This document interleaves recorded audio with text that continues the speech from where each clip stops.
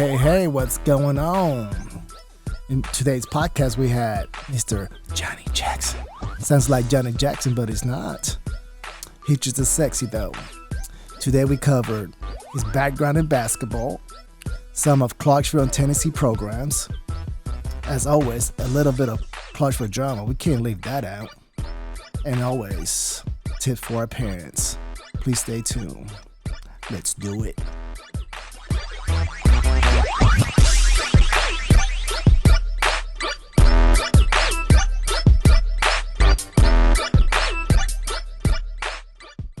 We're live. Sweet. How's it going? Good, man. Good. I want to thank Tyrone for making this connection. I know we spent some time together in the past through travel ball baseball, but to get reconnected, I want to put a shout out there for Tyrone. Yeah, my guy. Yeah. So how's COVID-19 era treating you? It's been strange, in the family world, being at the house for however many months that was, as a teacher, it's not good. It's not a good thing to sit there by myself and not have anything to do. As a coach, it was horrible because you guys need you. And the summer is such a big time for our program because, we get to go to camps, we get to spend a lot of quality time together, and they get to play a ton of games. So as a basketball coach, it really was hard, and we still hadn't, got a chance to really do things right yet. So it's been difficult. Yeah. So talking about reconnecting with you, I'm sure you were able to reconnect with your family, at a low key level where you can appreciate the little things where when you're in the heat of the moment with sports, work, whatever it might be, you kind of you lose those little moments with your family. How was that? Yeah, it was good. It was strange because my son Austin, who's 20, he's at UT. He had a major knee surgery that happened right as COVID and UT closed down. So he was literally like the last day before he had some major things done to him. So we were really stressed out that we didn't know how he was going to get around campus. He had 2 weeks off there for his going to be spring break, and he had already taken a week off for the surgery, but he got to come home, and he got to do all of his rehab in Clarksville, and with us sitting there right there, basically taking care of him. And so that was really neat to get to hang out with him for basically the whole spring and the summer. So yeah, it was good times for that part. But the the social aspect of it, it was kind of difficult. Yeah, that's a true blessing there. Yeah. It almost sounds like Tyrone's story. His son KD had a shoulder injury, and especially right before the season started. So COVID-19 kind of like freeze the world, the baseball world for him, so he can heal and get the therapy and get ready. So he's golden now, so it's good. It sounds like it also did the same thing for you guys as well. Right. Where he didn't miss out on the world. Miss out on because the whole world was shut down. Exactly, and everything school-wise went to virtual, so he didn't have to worry about if he's going to be in a wheelchair going around campus or it all just kind of worked out. It was a true blessing. So the Z. So obviously he's back at Knoxville because I know you guys taking a trip this weekend. Yeah. There's no way he wanted to stay virtual. Actually, all his classes are virtual, but there was no way he was going to stay in Clarksville when he had an apartment in Knoxville with some of his friends up there. COVID-19. After COVID-19, he had enough of the family house. He was done, and I don't blame him. We were done too. So I know he played baseball. That's how I met you guys. I know he played basketball as well, right? Right. He was. Was basketball his primary sport? In his brain, it was. He was coach's kid, and so Austin ended up being our third leading scorer in school history, and at Rossview. Yeah. Oh, that's sweet. He had over 1,000 points in his career, all-time leading 3-point scorer, and had a phenomenal career there. Couldn't ask for a better situation for Dad being the coach, player showing up and performing, and then of course he had a baseball. Getting to win that state championship was something special. Oh wow, yeah, and I want to talk a little bit about that Sure. as well. So let's back up a little bit. Let's formally introduce yourself, and with that, I'd like to, if you could tell the viewers your resume in basketball. Resume, man, that's 25 years as being a high school head basketball coach in and around Clarksville. I was at Clarksville Academy for 6 years as a head coach there. I also was a head baseball coach for 2 years over there. Oh, nice. Yeah, and I was assistant football, golf coach. I did a little bit of everything over there. Left and went to Cheatham County Central High School. Was there for 3 years. Kind of revamped the program there. They had struggled for about 20 years, and we went to the region 3 years there. Oh wow! Was a really good situation for me. I mean, you're worse than Tyrone. When Tyrone was at the podcast, he was telling me everything that he did, everywhere that he's gone through baseball. But you're worse than him because your getting around is through multiple sport, not just one sport. Right, yeah. I call Tyrone a little baseball slut because of that. So I guess that makes you a sports slut. I guess so, man. Whatever you want to call me. But I've done it at every level. I left Cheatham, went to Rossview, been there for 15 years. Already. Yeah, already. Like it almost seems like they just built Rossview. I know, right? It's 20-year anniversary this year. So. Oh, nice. Yeah, I've been a part of that school, and man, just I've coached at every level, whether it's little league, junior pro football, little league basketball, upward, all the way from single A, double A, and triple A in basketball. So when you say basketball in Middle Tennessee, I probably know who you're talking about because I've been around for 25 years. Like I said. Oh, nice. And that's going to help with some of these questions I have for you. So you're the head coach at Rossview basketball. Boys basketball, yeah. So is basketball your favorite sport to coach? Oh, or without not? a doubt. Is it? Without a doubt. Why is that? How is basketball?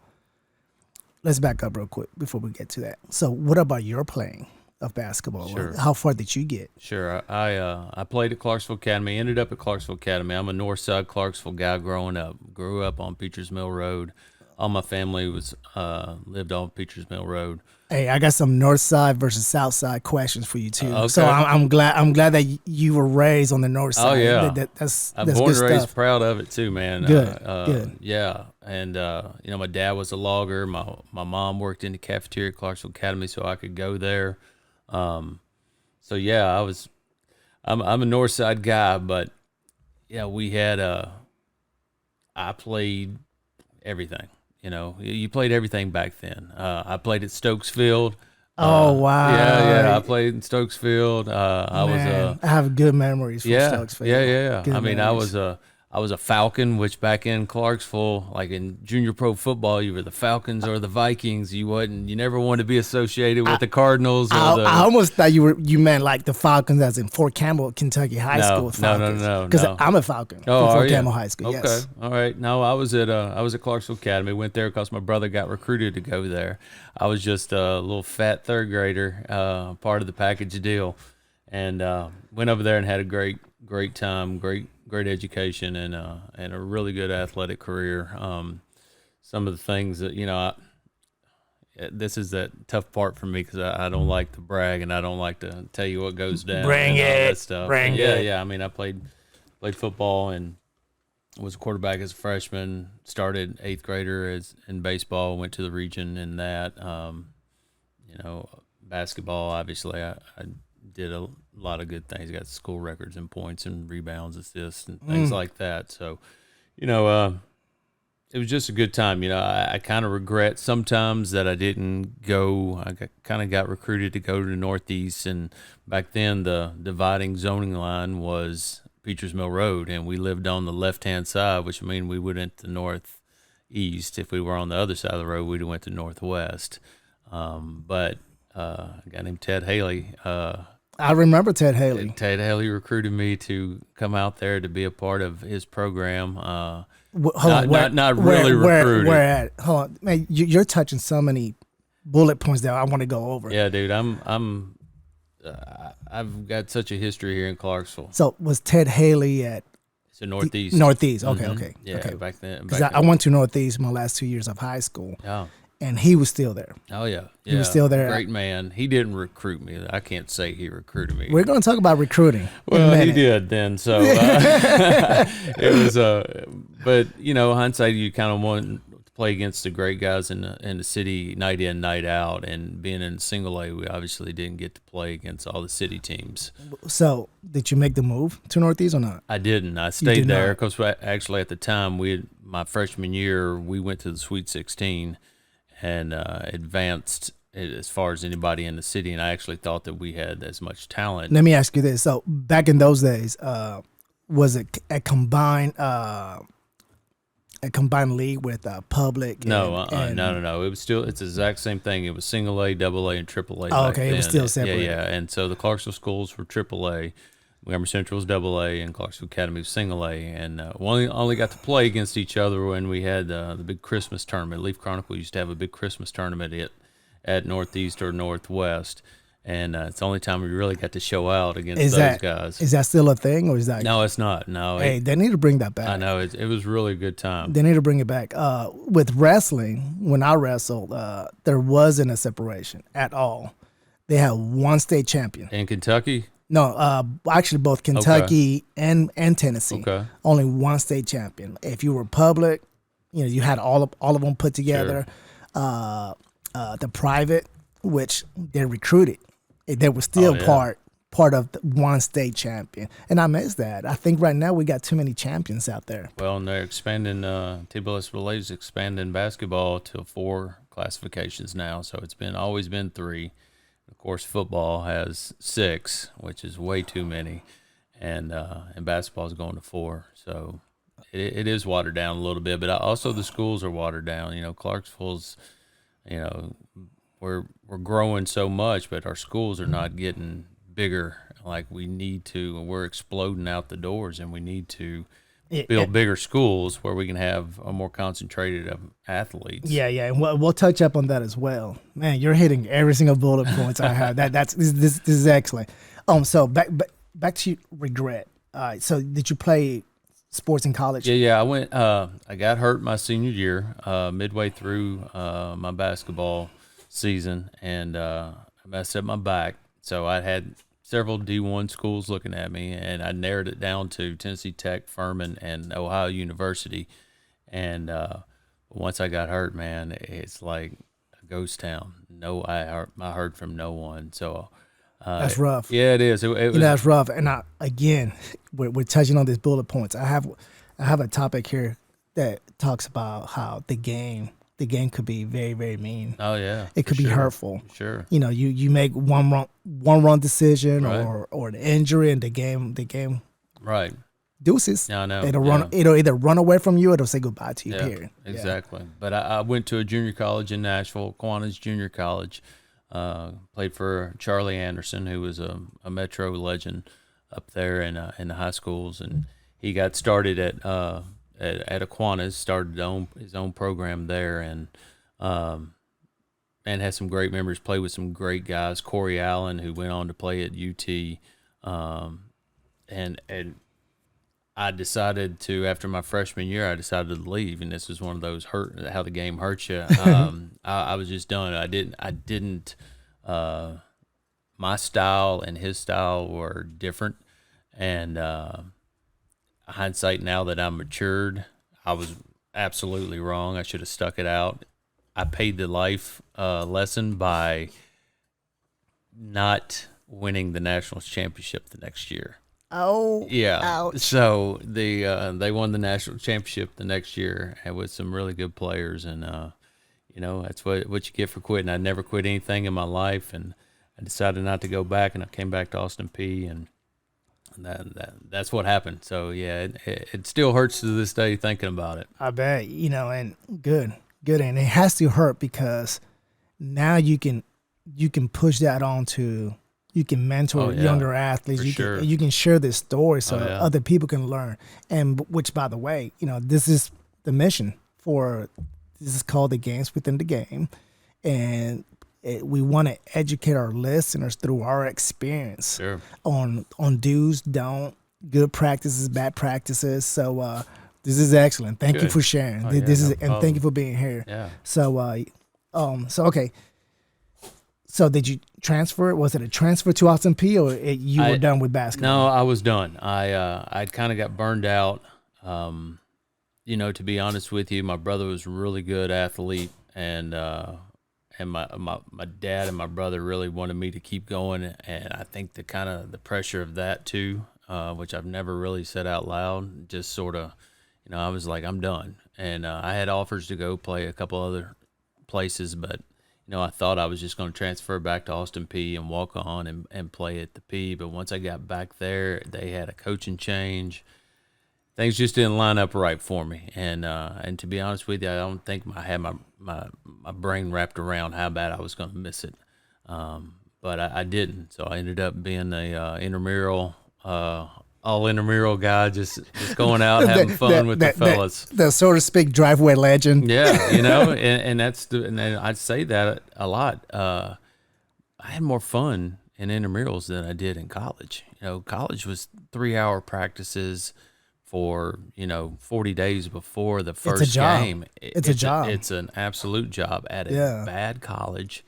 I'm at this school that's a junior college, and it just wasn't a good. It just wasn't a good situation. And we'll talk about this as well. The culture of whatever organization you're in will make it or break it. Right. So, it sounds like the culture there wasn't for you. It just wasn't for me. I made a lot of good friends, and it just wasn't. It wasn't my style of play. I picked who picked me. I once everybody left, and it wasn't like it was some recruiting thing where I could go out and I didn't know back then. We didn't have the luxuries that they have now of these recruiting sites and having social media. Oh yeah. And people on your side. You had your high school coach, and I played on the first AAU team out of Clarksville because AAU was brand new. Because I graduated in '89 and it was brand new. I played in '87, played on a team with some great guys from around here, and once it was over, it was over. So I didn't have the connections to keep going.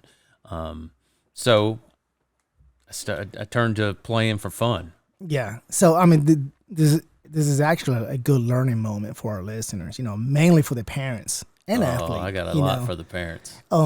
So you got to learn how to manage or know how to manage your athlete. Be realistic. At some point you were like, hold up, I need to flip the switch between my sports career versus my real career. And you made that decision where it sounded like you regretted it just because the success that they had the year after. But when you said that you were able to walk away from the game in good terms, yeah, maybe not. As far as the competitor, I love playing in front of people. I was sort of a hot dog, and so being a hot dog in the at the park, there's only 10 guys watching you. But being a hot dog or being somebody who's a leader or who liked leading guys, and it's completely different. There's no one patting you on the back. There's no one telling you did good things or not good things. And I was a big fish in high school, in a small, community. I was a big fish. So I was used to getting a lot of pats on my back and telling me how good I was and all that. And then all of a sudden that's gone. That's tough to all of a sudden flip the switch. So now you become a intramural guy and there's no one there. Yeah, you're having fun and you're enjoying the game. But I mean, I worked harder probably when I was not playing, trying to think that I was going to get a chance to get to play than when I was actually on scholarship to play. Oh, okay. So you were using the intramural as a tool to get you ready for a potential second. Yeah, because in my head, I was always it was gonna be a second shot. It was going to be something else, and realistically, that wasn't happening. Once you're out back then, you're out. There isn't no, hey, look at my mixtape or look at my whatever. It just runs away. It just goes away. There's no the game will run away from you. Yeah, and that's exactly what happened. Is like he who, and there was no more Johnny Jackson the player. It was Johnny Jackson just the dude. Yeah. This is I have a podcast coming up, and it's called "Departing from the Game," and it talks about whether you left the game in good terms or did the game push you out, and it's crucial that you understand and you're realistic on the decisions that you make, because you only have one shot. Exactly, it's a small window. Yeah, it's for sure, and I don't think guys understand that. A great situation's my son. He had offers to go play small places. He could shoot. He could shoot as well as anybody in the city has since we've been playing basketball. He was a great shooter, but he wasn't the most athletic guy. Mentally tough he was, but he didn't have the tools to make him a Division I player. Was he good enough to play at the other levels? Yeah, he was. But then you get to the situation where, hey, bud, you're good at, you like basketball, you're good at it, but you're 6'4" and got an arm and you can hit spots. Probably your best sport is going to play baseball.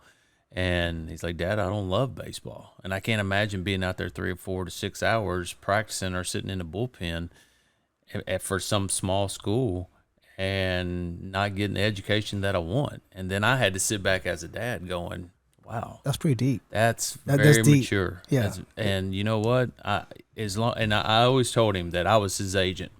And an agent looks out for the best interests of the kid. Now, I'm going to pick the teams that you play on. When you play on them, you play to the best of your ability. But I'm going to make sure I handpick what's best for you, because as a kid, you don't understand that. You understand all you want to do is play on the big name team, and on the big name team, you're probably going to sit. So I always tried to surround my son with better players, where my son was always the role player.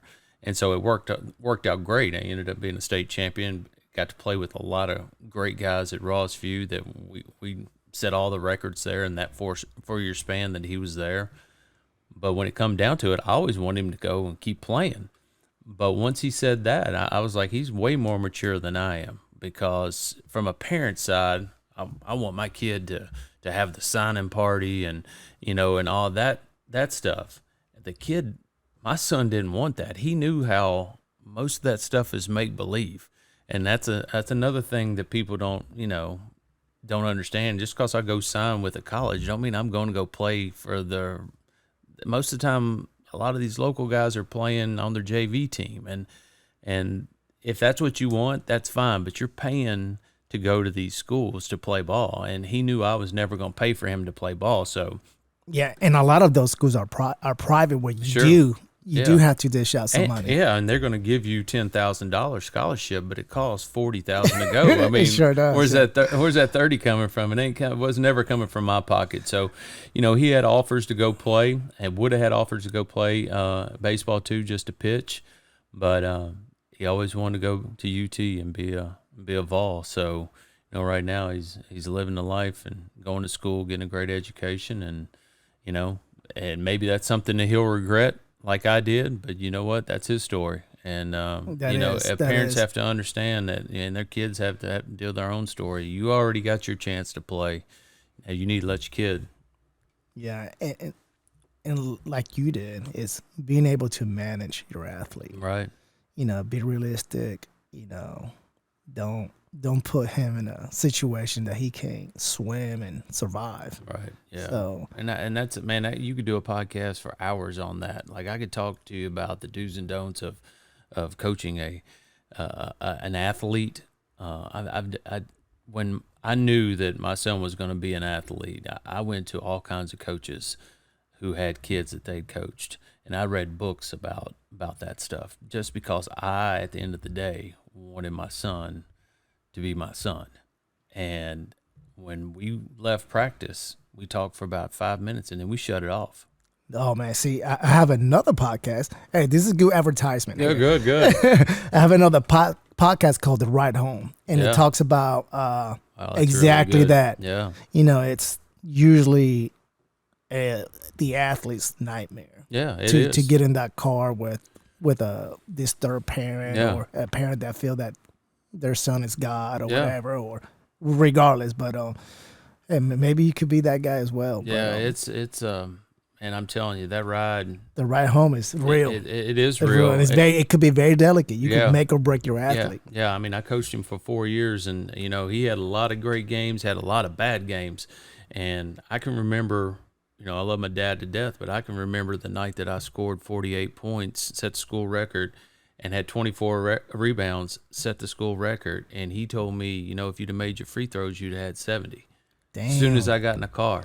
And so I laid back in the car, went to sleep, and that's how it was. And I wanted to make sure that I never wanted to put him in that situation, because at the end of the day, man, that's your kid. My ride home story was Daniel is 24 now. He's my oldest.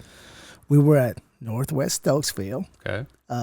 He might have been 8, and at that age level, usually the pitcher and the first baseman are the best 2 players. Sure. So he was pitching, and we were playing a team that this was the championship. This is to win the whole thing. The big championship. The big championship at 8 years old. Yeah, exactly. Wow. So I called time, and I told there was a runner. There was 2 outs. We were up by 1, and there was a runner on first base with 2 outs. And so I called time. I was like, "Hey, Daniel, if you get the ball, I know you want to get the force out because you want to play real baseball. Let's hit first base with it, okay?" What does he do? It happened. It goes to him. He turns around and tries to throw it to second base for the force out.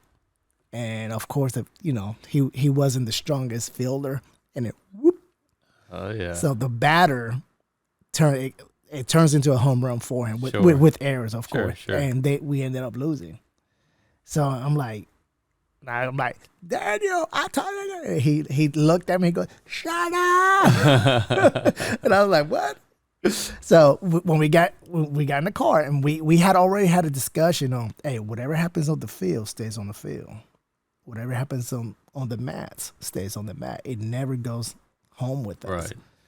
Great advice. He looks at me and he goes, "Dad, it was so and so." I was like, and I blew up on him, and I realized, like, what am I doing? Yeah. What am I fighting with an 8-year-old over a little league I know. championship that some televised about? It's not even televised on TV or anything, But I was like, I felt this small, this small, right. And we've all had those parenting blunders where, we get caught up, and I'm sure my dad, never thought another thing about it, never hit it, never crossed his mind. He was my biggest supporter. He'd follow me even when I went to junior college, and I was getting a minimal run up there, and he would follow just to get a chance to see me, lace him up. But I think we've all made those mistakes, and how it affects the kids might be different from, one time you might hit him and you could have done that same thing and it not bothered him, but the next time that might scar him for life. You just never know. And like I said, I'm pretty sure my dad now, who's in his 70s, and here I am at 49, and I'm talking about an event that happened, 40 years ago. But stuff like that, as a parent, you got to understand, what your limits are. Yeah. So, but the good news is that was my first and last. I felt so bad, so bad. Well, that's good. That's a good dad right there. Yeah, and especially in wrestling. I'm not saying that basketball, wrestling, you win. The athlete wins, the family wins. Yeah. The athlete loses, the family loses. Because it's more personal. It's one-on-one. It's one-on-one. Mano, man. Like another dude beat the hell out of my son. Yeah. That's it feels some kind of way. It's not cool. Yeah. And team sports are not like that. I've never, my daughter was a dancer, a competitive dancer, and even dance dad would be like, "What do you mean? She didn't place in the top 3 or 4 in that category, like she dominated that, and it's all judgmental, and so yeah, I mean we all when it's your kid and just one other person, yeah, I can get that. Yeah, especially when it's like very physical. So I know wrestling brought a lot of right home moments for me. Sure. And because the first time with my son Daniel, I knew it had to stay in the mats. And it was harder on me than him because he was like la la la la la la, and I'm just like, dude, you just got you just got sweat. Dude just sweat the mat with you, and he's like, it was just difficult. It's very difficult. Yeah, and it just goes to show you that when they're that young, they ain't thinking about that. They're thinking about what they want for dinner, and that's what a parent should do when they get in a car. How you feel about it, and what do you want for dinner? That should be it. Just leave it. Yeah, leave it. Man. If they want to talk about it and they want, what did you think? Then you're opening the door for me. All right. Do you really want to hear? Because if I'm going to talk to you about it, let's talk about it. If you don't want to talk about it, let's talk about something else. Good deal. Good deal. So, so you coached everywhere. Yeah, I did. And the last 15 years has been with At Rossview. Yeah. So how did you make that connection? How did that happen? Well, I left Cheatham County, had a great experience there, great people there, but I was living in Clarksville, so I was driving Highway 12 back and forth, and State Stove, which is based in Ashland City, was getting off at like 7, and I was coming in at 7, and I was just worried about that wreck, to be honest with you, because we had lost a couple of our students that year due to car crashes, and really and truthfully, it just kind of spooked me, and it was time for me to get back home. And also my kids were getting to the age where they were going to start playing sports, and I didn't want to miss out on any of that. So I knew being further away was not going to be good for me and good for the kids, because I didn't want to miss anything. So I had a really good friend and Richard McWhorter and John Miller Jr., both who had coached in the county, and John Miller had hired me at Clarksville Academy, and he was the athletic director at Clarksville High, and Richard McWhorter was at Rossview, and so actually there was a girls basketball job that was open at Rossview, and they said, "Hey man, if you want it, it's yours." And I was like, "Sure." I need to get back in the city, but I knew I didn't want to coach girls basketball long. And the guy who's the coach at Rossview was Fred Harper, and he'd already retired from Kentucky. So I knew he was going to put 5 years in, and then he was going to get out and retire again and be vested in both and for his retirement. So that's what happened. I went to Rossview for 2 years as a girls coach, and then when the guys' job opened, I moved right over, and yeah, it's just been How many years did you spend with the girls? 2 long, hard years. Because my question is, what was the difference? Oh, yeah. I mean, it's a great question. Girls will do anything that you ask them to do. They're absolutely great to coach. And if you have great players, it would be a great gig. Unfortunately, I didn't have great players. I had great people, and they were great girls, but they wasn't great basketball players. And that's just honest. They were not. They gave me everything that they had, but really and truthfully, we're just outclassed almost every night when we went out there. And so we had to do something to change, give us a chance to compete. And, so guys know everything. Guys, they do. I mean, they're hard-headed. They are. They watch enough NBA or enough, MLB that they want to copy everything that they do. And physically they're not, fundamentally sound like they need to be. And, it's a different gig, but I enjoy the changing boys to men aspect. It was hard for a guy to coach girls and to say I've experienced this or whatever. And so, as soon as I could get out of there, I thought it would be best for somebody else to come in and for those girls and for me career wise, it was best for me to You know, move I over. found that coaching girls, it's easier for the same things that you mentioned. They're just more open They to listen. instruction. They listen. They want to please. Yeah, and with wrestling, you teach them one time and they're on it. They'll reproduce that on the mat when it's live. Yeah. Guys, I don't know if they're just in La La Land, but you know, you teach a move 800 times, and they'll do it maybe once.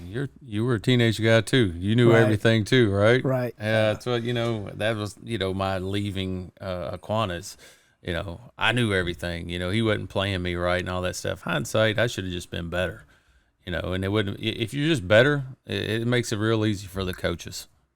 Yeah, trust the process, right? Yeah. That's Tyrone's message. Yeah. Trust the process. All right. So what's up with Belmont? My best friend in high school and teammate is associate head coach there. Brian Ayers lives in Clarksville, and big supporter of those guys because they play basketball, in my opinion, the right way. What is the right way? Fundamentally sound, and they shoot the mess out of the basketball. And it's Golden State style. yeah, but it's just fun. It's fun to watch the ball being moved and shared, and their head coach Casey Alexander and I are good friends, and it's just a way that we were brought up playing. It's not being played like that at all levels, and I just see a lot of my teams in their teams.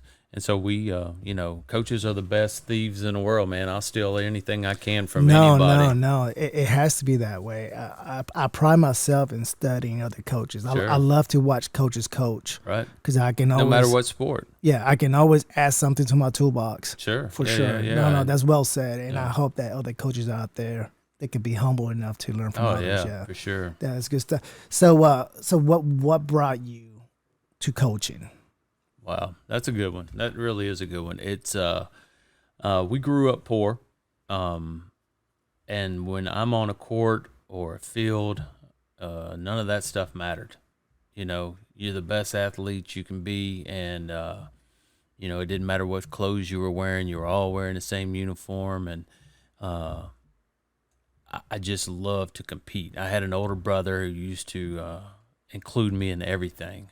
Tommy Jackson was a really, really good athlete here in Clarksville. Was a track guy, but more importantly, he was a football guy. And two ways he could do it all: run the ball and linebacker. But he'd always include me in every outdoor game. That's a good big brother right there. Yeah. There isn't a lot of those out there. Yeah. No, it was tough love because I'd get my butt kicked by, he was 5 years older than me.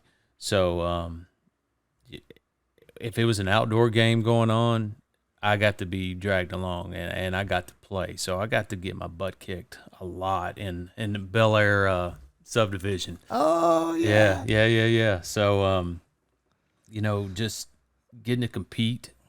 Once I got to a point where in middle school I could compete and somebody could watch me play, it was like that was a big deal. And then I could lead other guys. I went to the state tournament in basketball in middle school, which was a huge deal as a seventh grader. I averaged 32 points as an eighth grader. There's only 32. There's not 32 minutes in a game. There's 24 minutes. Wow. So Dude, I was awesome. the big kid, but I was the big kid. And I just used that. I just kept working. I just loved it. But I had some really great coaches that mentored me and coached me. And will you throw your big brother in that mix as a coach? Well, you know what? It has to be. He got you in there, and it's like it ain't okay to lose. We ain't gonna lose this game to two of his friends, and we're playing 2-on-2 basketball in the back. We ain't losing to these guys. And so yeah, it was, maybe you should work on this since you're smaller than all the big guys. Why don't you work on your up and under or something like that? So yeah, it was.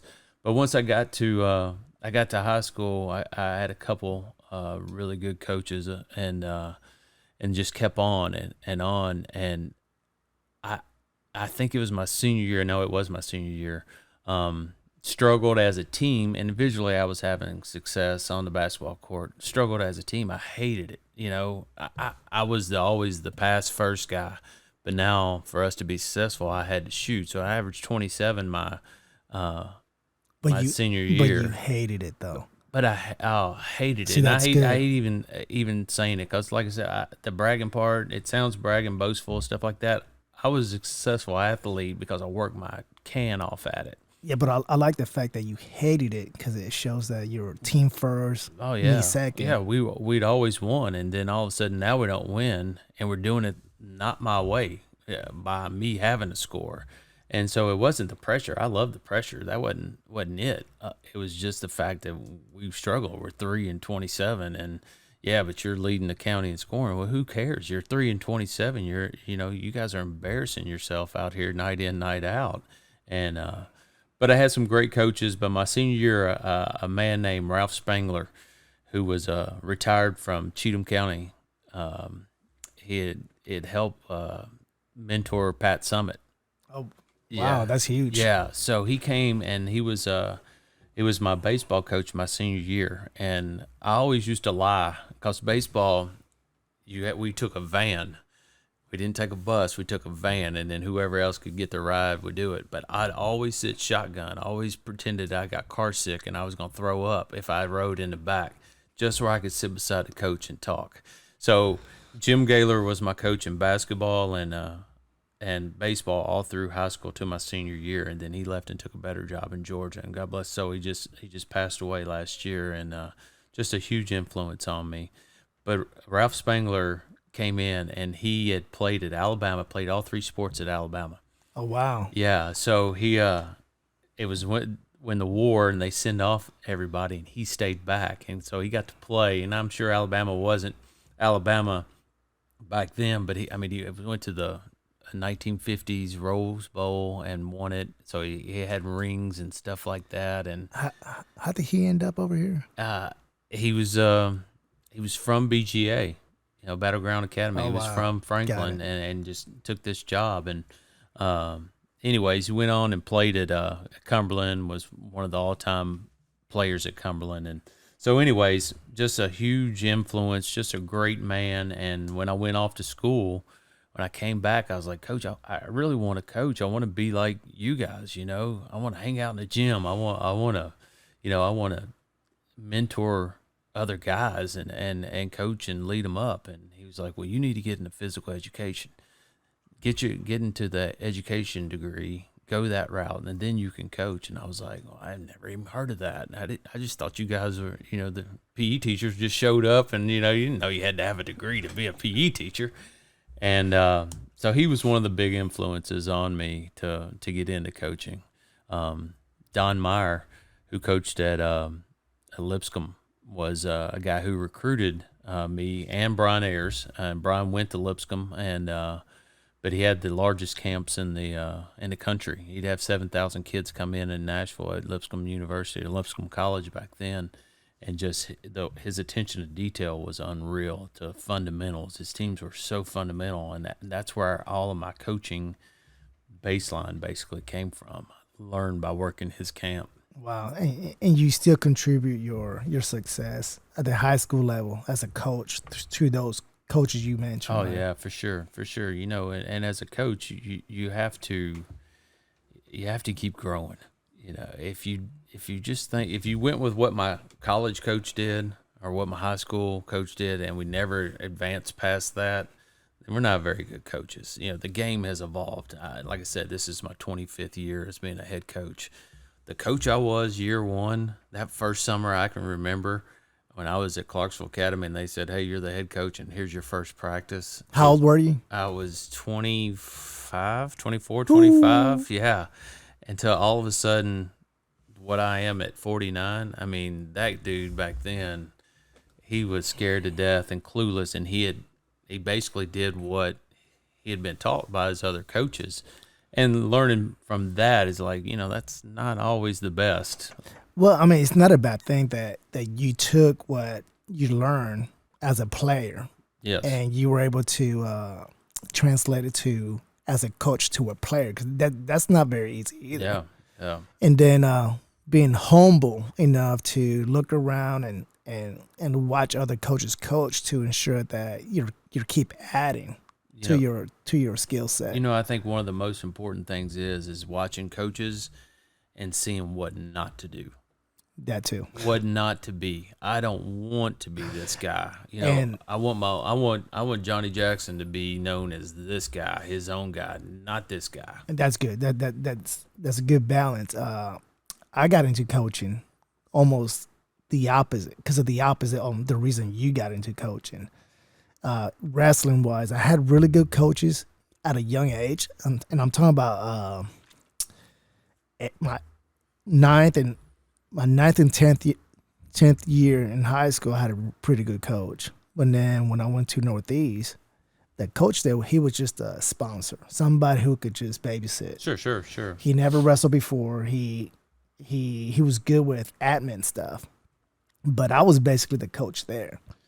And looking back, I truly wish I had somebody that one did their homework, so they could come back and provide us with the tools to succeed. Yeah. And for those reasons, and there's another one too. I coached at MTSU right after college wrestling, and I caught myself not being around my family, and I was super young. I was 24, and running around with college athletes, not being around my family. So, I saw that my marriage was suffering at that point because I was always gone. Yeah. And Tough to be a coach's wife. I looked at myself in the mirror. I was like, you know what? For right now, and if I'm going to coach, I'm going to coach my own children. So I can stay connected to the family. And that was kind of the birth of me coaching. Coaching my children through two different bad experienes. Right. Different motivation. Sure. Yeah. And the thing is with me and coaching high school, I don't care what I coach, but they're family. I have a family at school and I have a family at home, and I treat the ones at school with the same discipline that I treat my kids at my house. There's not two separate. I am who I am. And I don't vary off that line very, very far. I expect my kid to act this way, and I expect my kids who play for me to act a certain way. And if you can't live up to that, you can't play for me. That's awesome. It's an extracurricular event. It's not something that's mandatory that you have to do, Yeah. And so it's very easy, that bench and suspending kids, to get their grades right, all that stuff, man, that's part of it. Same thing if I have to do it at home. I got to do it with my kid. Yeah. I have to do it with you. Yeah. So where does basketball sits in Clarksville? What kind of product do you think Clarksville has in basketball? It's so funny because to me, basketball in Clarksville is the most underrated, and it has been for so many years. To produce some of the players that we've produced come out of Clarksville. Yeah, there's a few. Can you name a few? Oh, I can name tons and tons. Trenton Hassel. Yeah, you got Sean Marion, Trenton Hassel. A guy like Marcus Maben who was at Northwest at the same time. That was when I first got into coaching. And to watch those three guys go at it, Marcus was at Northwest. Where did he go play at? He went and played at Louisville and had a really bad motorcycle accident, and he would have been in the NBA. Oh wow! Yeah. So we've had so many great players, Alex Porthras, to come through here. Yes. You're talking about this is not a great big town to have. Is Alex still in the league? Do you know? He's overseas right now. He had a stint with the Hawks, Atlanta Hawks. And watching him play, and I've actually got to run his camps out at Northeast, which is also I remember that. Yeah, which is also kind of humbling because he's a Northeast guy, I'm a Rossview guy, but when it comes to camps and making kids better, and I don't wear a color, I wear I want kids to get better. Yeah, and I catch myself saying the same thing. I'm for the wrestling community or the Right. baseball community, Right. not so much for West Creek, Northeast, or whatever. No, no, no, I no. like that. Yeah, That's yeah, good. yeah. So Alex is. You know, there's a lot of coaches here that are not that Well, way. sure, and I think that's I think there's a lot of people in general that root for other people not to be successful, and those are the people you don't really want to be around in life anyway. So Who's that? just just people in general. How about that? Yeah, but yeah. But we've had great players come through here. We've had great teams that made big runs. But I think it's huge. In football we've had some teams that were successful. Baseball, obviously, we've had teams that have been successful, but I think basketball is just one of those things in town that it's just been around. It's just good basketball. It's year in, year out, man. Since I've been in 10 AAA, you better show up every night. If you don't show up, you're gonna get beat because the talent is at every school now. Whether that talent is motivated to play that night or whether the coach, has them going or the chemistry's there, there's always talent in Clarksville when it comes to basketball. So, who has the best programming in Clarksville? Oh, I couldn't answer that. I mean, that's it could be, it's year to year. I think it's it hit really and miss. is. It is because I think that obviously the Northeast has had some success here recently and have had success, really and truthfully long term. They've been very successful, had great players come through there. Clarksville High has had great players and been successful and made it to the state a couple of times. West Creek opens up the doors and have so much talent that they make it, within the first couple of years that they open up the door. I mean, it's just nuts how much talent's been around. But I wouldn't say that there's one program that's better than another or one program that's worse. I think every program have had success at some point. That's good to hear. Now, where does Clarksville sit against the state of Tennessee? That's a great question because Clarksville sits not as high as your Memphis's, as your Murfreesboro schools because there's open enrollment. So if you can get your ride to that school, what? You can go to that school. They don't zone? No, they're zoning, but so if I was go to Blackman or where Riverdale or Oakland or whatever I was zoned for, that's where I'd go. But if I could get myself a ride to one of those schools athletically, that's why Murfreesboro is sometimes really great at a certain sport because all the football players go to one school, all the basketball players go to another school. Baseball. Imagine if Clarksville could do that. That's what I'm saying. Then you're talking about a recruiting war because that's what it is in Memphis. You'll watch Memphis in Memphis East when Penny Hardaway was coaching.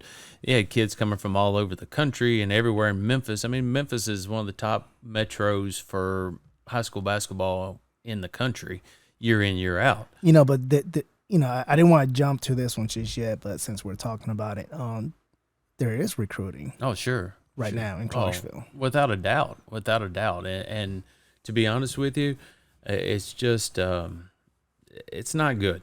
It's not good. It's not pure. And high school should be pure. And what I think is if I got to coach the kids that live around my campus and I'm stuck with those kids or I'm blessed to have those kids, whichever way you want to look at it, that's who I got to coach. But for someone to go out and get somebody who doesn't live in their zone to come over there and play, like, what about that school that kid left from? It's tough because as a parent, if there is zero coaching going on somewhere or zero importance in the program, or like you said, there's a sponsor doing the wrestling, and you could have went to somewhere else, school A, which was getting coach. That's tough as a parent. And I could have been way better than what I was if you were coached. Yeah. So if you waste your whole high school career not being coached, that's a fine line right there. But as what I'm going to do as a parent, if I'm going to move and legally move into that zone versus me actively going out and recruiting somebody to come to my school, that's BS. I don't agree with that. So check this scenario out. So you coached David Yes. with pretty much the entire state championship team from Rossville. David was part of that little crew. Yes. Yeah. So from David's travel ball team, how many athletes were part of that? Really and truthfully, it was Austin, KD, Kendrick Osborne, and Gino Avros. That was the Sebastian, only. did Sebastian come over? Sebastian transferred his senior year. Sebastian Dean, great player. He did. I mean, that's over half. That's 4 starting. And then Christian Scott came over his senior year. And you're talking about amazing athletes. Yeah. That their parents decide to move into our zone so they could have that experience of. I think one of it is not even as much as coaching as was playing with their friends. How cool would that get to be if you were a senior and all of a sudden, man, we'd always been banging heads against each other. Then all of a sudden we got to play together. So I guess where I'm leading towards is, so if we would have done the same thing with David. And you'd have moved in our zone legally. Yes. Because David, all right, so back to the podcast of departing from the game. My prime example is David and my oldest son, Daniel. David left in good terms because at an early age, David was like, I don't want to play at the next level. He identified that early. Where Daniel, he hung on to the sport for a little bit too long, and the sport ran away from him. But was it because the culture of baseball that he was in at West Creek? Would things would have been different if he was in the right culture with you guys? See, and that's a parental question, really and truthfully. So even though you kind of have shied away from recruiting, or it's BS. I guess you're saying it from the point of as a coach, not so much as a parent. Sure. Yeah. As a coach, I'm not actively recruiting anyone. There's just no way in the world that I could sleep at night if I was knowing I was out recruiting people. Has players wanted to come and play for me? Sure, they've wanted to come play for me. Have I ever went out to do anything to actively recruit? No way. It's just no way that I could personally do that. To be honest with you, and winning is not that big to me. We're going to win because we do things right, and we're going to win usually, year in, year out, doing things right. Because I have to sleep and look at that guy in the mirror, and if I was out cheating, so you do see it as cheating. Oh, without a doubt. If the coach is actively going and getting it, oh yeah, that's cheating without a doubt. Mm-hmm. Now, in colleges, do I think that all colleges cheat? No. Do I think that most big time Division I schools have boosters who are giving money? Yeah, that's obvious. I mean, there's just prime example after prime example of that. Now, on a smaller level, maybe is it happening anywhere? Yeah, I'm sure it happens everywhere because people want to see their kid win, or they want to see that would I have loved for David to come over and play with that group? Man, I think he would have had a blast. I think it'd have been awesome, especially if a kid didn't like the situation that he was in. That's tough to keep on. That killed it for him. Yeah. That culture of baseball at West Creek at that time definitely killed it for David, for sure. You see, you got me in that sticky situation where I'm a coach. I'm not going to bash another coach. I'm not going to bash another school or another program. But as a parent, I would definitely shy away from certain programs and certain places here in town. It's just tough. Have we all been on bad teams? Yeah. I mean, if we're real honest, we've all been a part of bad teams. I've coached terrible teams, and sometimes it's my fault, and sometimes it's not having players. And I'm the guy who says, I'm a great coach when I got great players. I'm a terrible coach when I got terrible players. And so, sometimes I've been a terrible coach before, but, it's tough. The recruiting thing's real funny, and especially me being active in the community as a coach, I can't point fingers at people who are doing it. Just know that there's reasons why there's all of a sudden, an influx of talent, maybe. Yeah, yeah.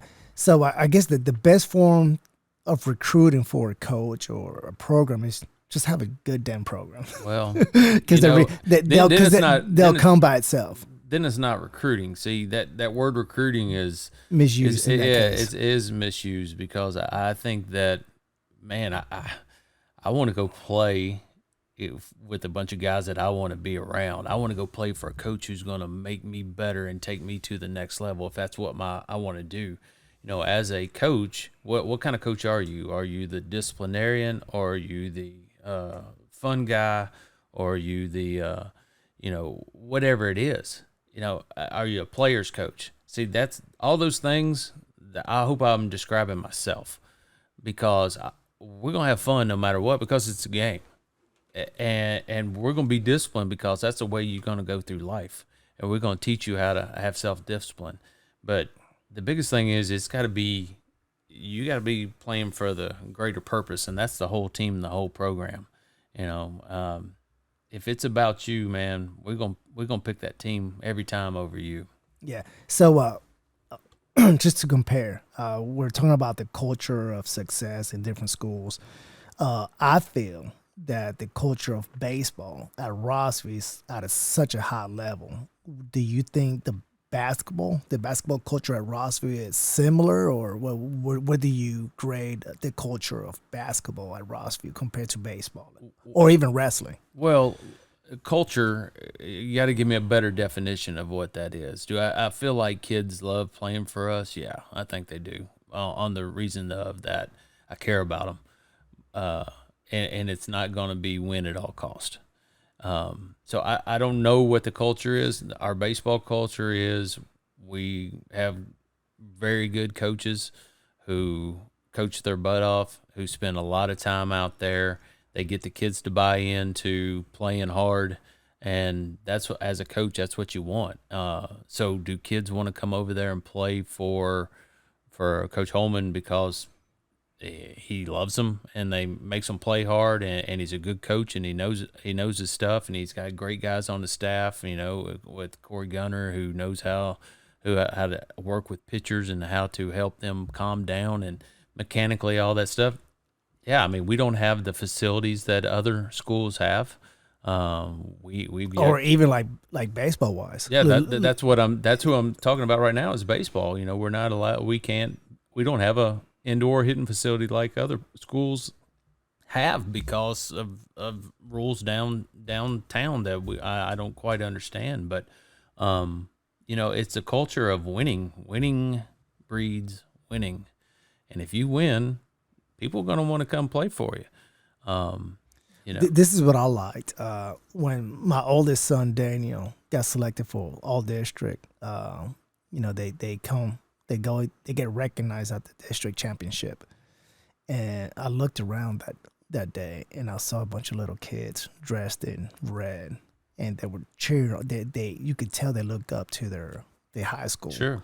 And just that culture of little kids. That's a culture. They were all lined up around the fence, just kind of, they were going Google Gaga. Yeah. They had Google Gaga eyes over right. the high school athletes, and you could just tell, they want to be those guys at some point. Close community. That high school, that campus is a close community, and you say athletic wise, why is it like that? Well, because our baseball program has built a culture in the middle school program. And then you got kids who are in little leagues who maybe get involved. Got an older brother that goes up and watches the middle school, and then you're sharing the same field. Well, you get to go there, a few minutes early and watch these studs throw. They look like they're these ginormous guys, and it's just a culture.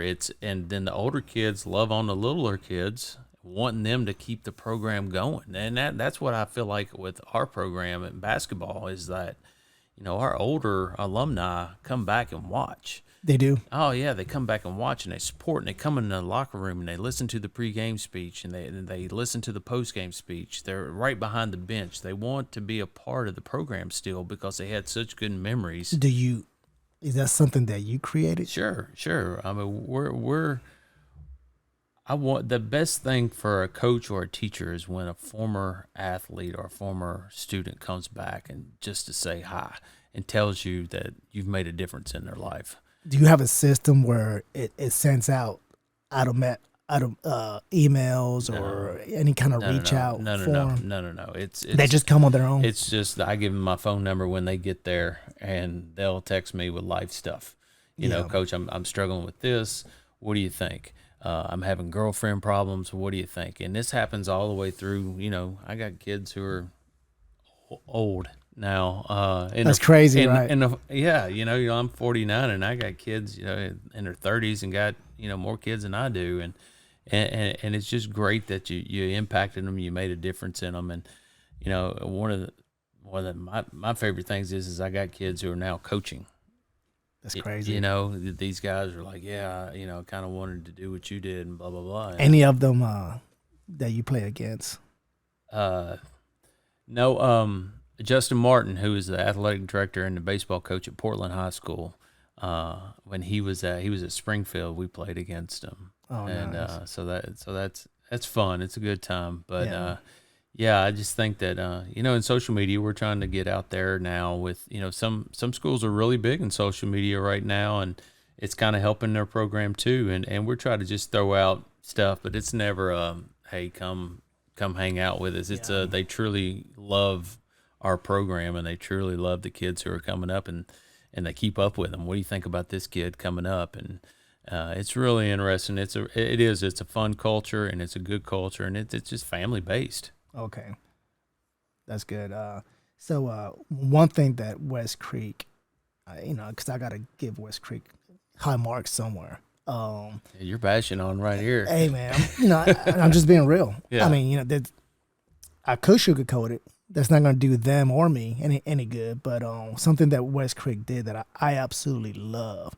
The basketball coach, he has a dinner every year where he has the past, current, and future athletes in one dinner. I don't know if you guys do that, but when he did that, I was really like, man, this is beautiful. Yeah. That's a beautiful thing, to build that a family in that basketball program at West Creek. So he had the boys, girls, middle school program in this dinner, as well as the girls and boys high school program.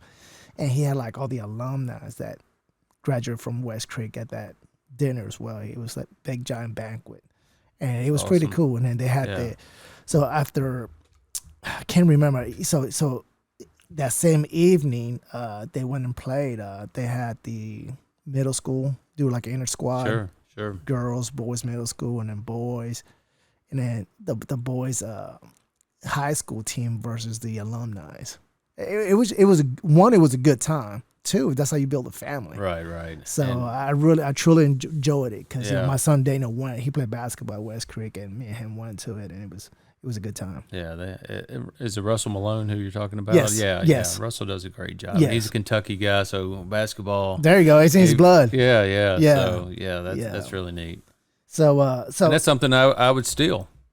That's a great idea. Yeah, I never thought about it. We have our alumni come back, and they basically during Christmas and Thanksgiving they'll come up and play against each other, because I don't really like the old dudes playing with the young bucks, because sometimes it gets a little competitive out there. I used to do it, but now I think it's more fun for the old farts to get up and down against each other and laugh and have a good time. Where it's not as competitive. Yeah, but it wasn't competitive. I actually it kind of was, because they were recent graduates. Sure, so it was pretty good. Well, West Creek and Rossview similar is that we don't have old alumni. The schools haven't been open that long. I know. So we don't have old money. But you guys figure it out though somehow. Yeah. Oh yeah. Plus sure. the financial economics layout where you guys are, that there's more money over there. Sure. But like for the longest time, I will always find an excuse for West Creek. One of them was, okay, so we don't have working professionals that graduated or given back yet. That was one of my excuses. That's huge. Yeah, because where Clarksville High, they were one of the first schools here. No, they were the first They were school. the first school here. Right. So they have a lot of working professionals that are Sure. constantly, Years, giving that's back. 100-year-old school. Yeah. Yeah. So The other excuse was, nobody's invested at West Creek. There's a lot of mainly military guys that they know they're not going to be there long term, so they're not going to invest in that school. But Rossville kind of sits we're in that category too, right? I think all Clarksville schools have a lot of military involvement in But some of them have a higher percentage than the other. Sure, and sure. That's what I'm getting at. Right. Yeah, and definitely the north side schools have, it's closer to the base. It only makes sense that they would have more turnover. Right. Yeah. So but Rossville was able to figure out because one, they're fairly new, just like West Creek, but yet their programs are just way more advanced. And I mean, could that be because of their financial, economic, demographically? I don't know. I don't know how to answer that one because West Creek, when they first opened up, they went to the state tournament in basketball. Once again, it was 2 years old. Those kids were going to Northeast at the time. Then they transferred over, and they went immediately. So the winning, I think winning has to do, and the culture has to do with stability. And if you can keep a coach around for a long time and he can get his principles in, then that's the key. Yeah, I do agree. Yeah, the principle has to be in. Yeah, and it has to be. It can't be a bunch of turnover. What do you? Speaking of principle, what do you think about the AD role in Montgomery County versus like other places? It's way different. It is different. Like their athletic AD role is probably number 9 in their checklist. Yeah, and that really is. It's really tough because those guys have to do principal jobs. They have to be a disciplinarian. Why is the structure that way though? Well, I don't know. There's a lot of things we can talk about structure. But is it Montgomery County driven or school driven? No, it's definitely Montgomery County driven. It's from the athletic director is not a separate job, which it should be with as many sports that we have. It really and truthfully should be. Now, that's a financial thing. You'd have to pay somebody to be an assistant principal and pay another salary to be an athletic director. So what they do, they combine the job, and it just makes it really tough on well, check this directors. out, though. I mean, kind of, and I can't compare it to the NCAA football, but they bring all the money for the most part. And football brings in a lot of money. So it's a small investment in a good AD to get a good return. So you because you mentioned that, that's a whole different paid position that they have to add. But if you have someone that, sports just brings money. Sure. There's high school games on Friday nights. I'm sure they're bringing between $10,000 and $15,000 per night. So, I mean, it's just, to be honest with you, it's tough. Our county athletic director, John Miller, is phenomenal. He's doing more and got us to actually get to play during COVID. He did so much that John Miller's with who? He's with the Clarksville Montgomery. He's the activities director, or basically the county. So it sounds like that's the guy that needs to come on this podcast, huh? He might be. He's a great guy and a great if friend. You're listening, kind sir, I need you in this podcast, please. Yeah, he's a great man. Because forever. Because if you think about it, I think we can't be. I tell my athletes, you can't be afraid of failures, right? You can't be afraid of changing gears and trying something new. I mean, that's almost the message that I have for them. Right, but it's not. It's always somebody ahead of you. There's always someone above you. We got to attack somewhere, though, right? Yeah. You got to point a finger somewhere, I guess. But just to start. Yeah. Just to start digging. Yeah, it's tough, man. It's financial and it's people's times and people's livelihood, and some people who are athletic directors maybe don't want to be the athletic director, but it's a step to go, to that the career next ladder. step. Yeah. So, to be an assistant principal. And I see that. I see that. I see their career path, and they're kind of half-assing, like their current position to get to where they want to be. Well, maybe they're not meant to be an athletic director, but they're meant to be assistant principal. And what I'll say for our assistant principal. But see, that statement there is a reason why you have to separate it. Yeah. Oh, yeah. I agree totally. Like our Rick Martin does a phenomenal job for us, but he also has to be the disciplinarian for the 9th grade. So you're dealing with that stuff all day long. You don't have that much time to be dealing with sports and helping. That's like I said, that's number 9 on their list. Yeah, and that's not their fault. That's just the way it's structured. And and maybe the structure needs to be changed, and that would have to come from central office, obviously, but it wouldn't come from John Miller's central office. It'd have to keep going on. Yeah, and on. We're just gonna have to start somewhere in day. Yeah, all right, right, John. Yeah, I like it. Hey, so we talked about the brand of basketball in Clarksville, and we talked about where it sits in the state of Tennessee. So what if when you look around, what are the blueprints for what program would you feel like, man, that's the blueprints that I need in Rossville to get to the next level? Who has those blueprints? What program out there? Well, I would say that anybody who had an athletic period, and here's another topic is like, we don't get to practice, or we don't get to weight train, or we don't get to condition during the day, but other schools have it maybe and this is a school to school, even within the county. If we don't get to do that, if it's not in our master schedule. So if it's not at Rossview during this COVID thing, we get to meet 3 times. And we have that for basketball, and but not for everybody in the basketball program. It's only kids who are not taking certain classes and stuff. Other schools have their athletes in a period or 2 and get to work them out daily. It's their PE, but it's really for... Exactly. It's for that particular sport. And other counties have it where they're on the block schedule, and they'll have it for an hour and a half. So what program?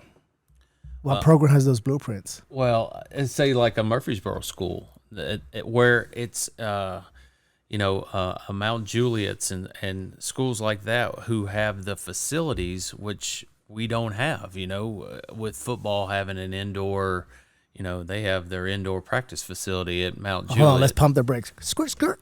So I'm like, are you saying that Mount Juliet have their own indoor football facility? Yes. There's most of the schools in Sumner County, Williamson County, the more affluent counties, have facilities that are second to none, better than most small colleges. Wow. Yeah. So then you go to Mount Juliet, and then and this is teams that we compete in our region, and then they have their own hitting barn or whatever that they have. Unlimited supply of whatever it is that they need for training aids. They have enough money to hire outside trainers, money. See, and we talked about that. The financial aspect of success for different programs, and that's kind of what I was getting at with West Creek. And I hate to use West Creek all the time, but let's just say School A or School B or whatever. Well, they need to get it together. And I agree with that, but also, financially, it's to go against those schools that we play in a region. It's really and truthfully, we're playing not with the same deck of cards, and that's the same concept. To at a smaller scope, right? Clarksville only. That's kind of the same things that West Creek, Kenwood. Sure. I don't think Northwest so much because they have good farm money like Montgomery Central, but at a smaller scope, that's kind of the same issue, the same same challenges. Well, yeah, I totally get that. I mean, it's your personnel or who you're working with. Your Innsworth in Nashville, well, you're paying $34,000 a school year. Wow. Where are they located exactly? They're in Bellevue area. Bellevue. But it's $34,000 a year to send your kid there. Well, they have 7 personal trainers on staff, and all those personal trainers are all former NBA or professional athletes. They know their craft, and they know what they're doing. So each day, a kid like that you go to your classes, and then maybe at 11 to 1, you have your personal trainer meet you and you go through your own personal workout. So when you play against some of those private schools who have unlimited amount of money, then that playing field is not fair at all. It is not. Yeah, so it's not. It's like these basketball factories where these kids go off and there's 7 kids in the school and all 7 of them are on the basketball team, and they're put up in Las Vegas, and which is a true school. But you're living in a $1 million mansion in Las Vegas, and you consider yourself a school, and all 7 of them are NBA guys. Like it's not fair. It's not high school athletics. Yeah. You know what wrestling does? They use homeschooling as a tool to hold. So basically, a wrestler that is in 8th grade. So right before they go into their 9th grade, they hold them back. They hold them back 1 year. They homeschool them, and it's strictly to train and get them into like a Baylor High School in Chattanooga, sure. Or there's another school in New Jersey they're known for that stuff. It's crazy the things that people do. Right. Yeah. So, all right. Let's talk about creating an athlete, or we talked about managing your athlete. So, what are organizations here that are excellent foundation to produce a good basketball player? For example, baseball has a lot of different avenues as to kind of build a foundation for baseball players, because they got Little League, they have travel ball, and so what's basketball? Is it just YMCA? You know what? This is really a touchy subject for me, because we don't have a Little League source. But I know when David played, my son David, he played with you guys. Yeah, but it was YMCA. That was back YMCA, then, yeah. And that's no longer here. Back when I was growing up, it was Clarksville Junior Basketball League, CJBL. So that's gone. That's gone. Which back then, and then there was YMCA. And that's gone. Well, the kids that couldn't play, it was an actual draft. Like, it was hardcore back then. It was a draft. And if you didn't get drafted, you had to go play the YMCA league. Well, that's no longer here. And now we have 2 church leagues that's going on with Upward and Hilldale Hoops, which are both great avenues for beginning basketball, which my son played in. Have you heard of Low 7 basketball? No, I have not. Yeah, my buddy runs that. Huh. Yeah. I haven't heard of that. It's very good family. Yeah. Yeah. So it's called Low 7 I think for the last few years they had Austin P. They will host all their games at Austin P. And I think recently they have moved over to the place over at Hoptown, their whatever center over there. Okay. So I'm not familiar with that. Yeah, Low 7, Yeah, but we don't have enough outlets for basketball. We don't have a feeder per se that goes into the middle school. So they have Low 7. What are the 2 other organizations? It's Upward, which is based out of First Upward. Baptist, and then there's Hilldale Hoops, which is based out of Hilldale Baptist, and there's nothing else. And so what happened with us is we were playing YMCA.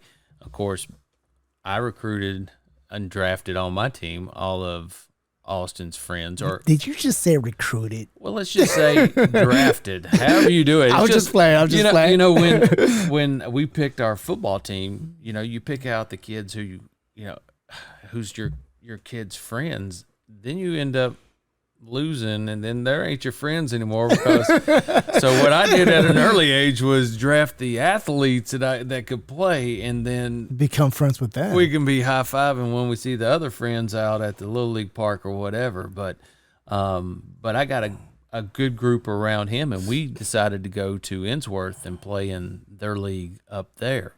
And because I told my guys, it made us know we wasn't getting any better by winning by 20 or 30 every week. Let's go to Nashville. At what age? It was, I think we started traveling up there at maybe 9 or 10, which to me, for the basketball, was a great time to bump out of that because we were not getting we were fundamentally sound, but during the games they let you run with the basketball, and as whoever the fastest person was got the score because they would run all the way down. They wouldn't let you dribble.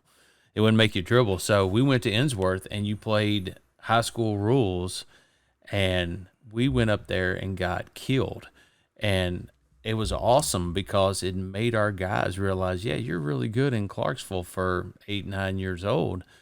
But, man, look at all these dudes are so much better than you. And so by getting our butts kicked every weekend, and we would go up there and play 2 games every weekend. They'd run back-to-back leagues. It'd be a fall league, winter league, and I would take this group of guys up there. We would call the Mid-10 Matrix, and we would go up there, and we would get shellacked. The what? What was the name? Mid-10 Matrix. Okay. And so we were trying to take the Matrix off of Sean Marion, and we were trying to give him, that was his nickname in the NBA. Nice. But, we get up there, and it's like... You still talk to Sean? No.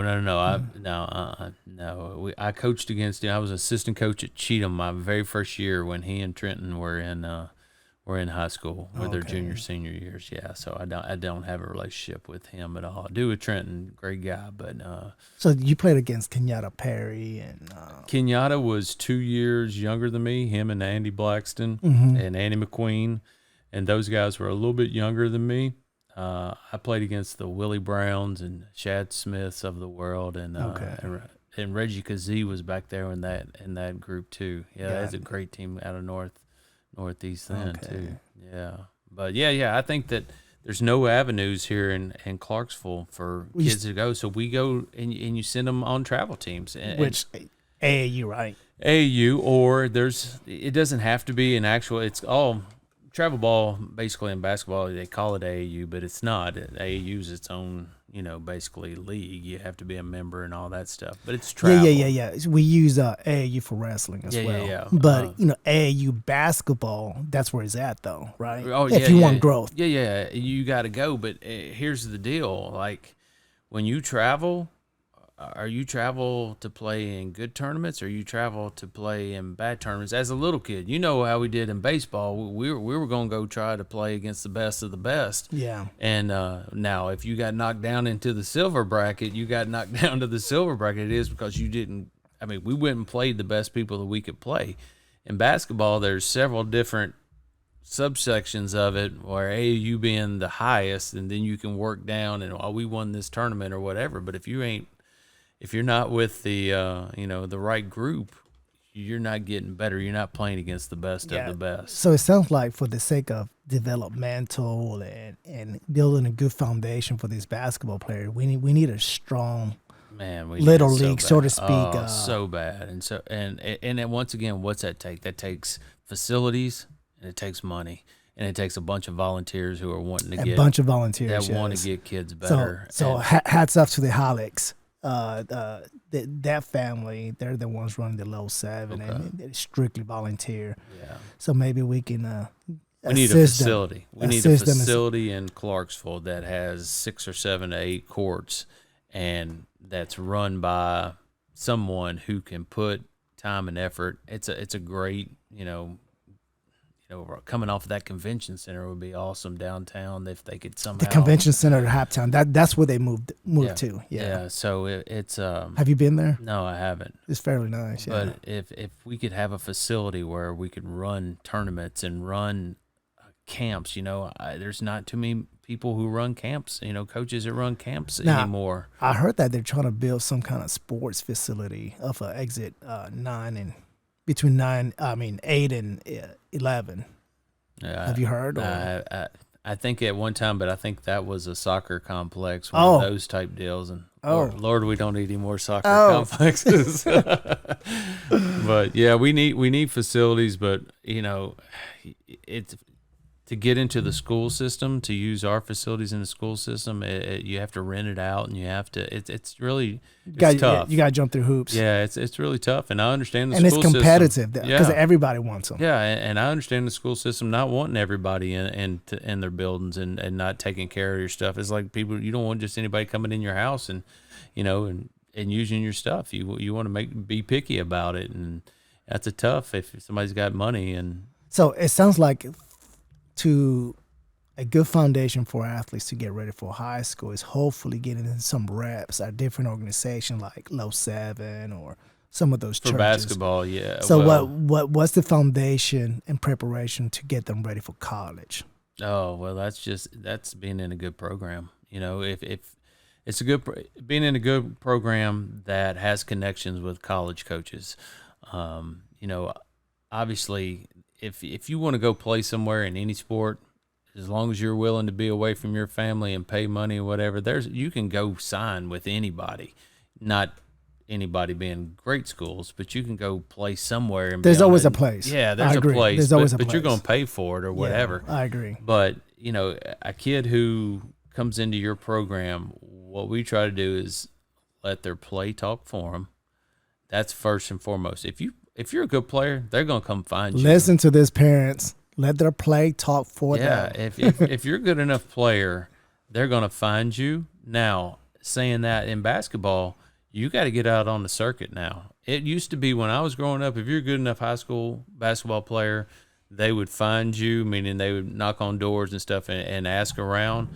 But now it's gotten to be where the NCAA, they can't go out to the high school coaches anymore and can't go watch one game when you can go to an Indianapolis or Atlanta or someone has those big facilities where they play, the Louisville where they have 16 courts there, and you can sit and watch 4 or 5 different courts, and you can watch, all day. You can see players coming in and out. You have to be on the circuit now, really and truthfully. So what are the circuits? The circuit would be AAU or travel ball, but in travel ball going to the right tournaments. So even as high school players, there's AAU for high schoolers. Yes, there is. Yeah. And because for baseball, Tyrone and I were talking about 2 weeks ago that you have perfect games. Yeah, you have PBR, you have Triple Crown. Right. So in basketball, it's strictly AAU. It's AAU. It's got to be an NCAA sanctioned event,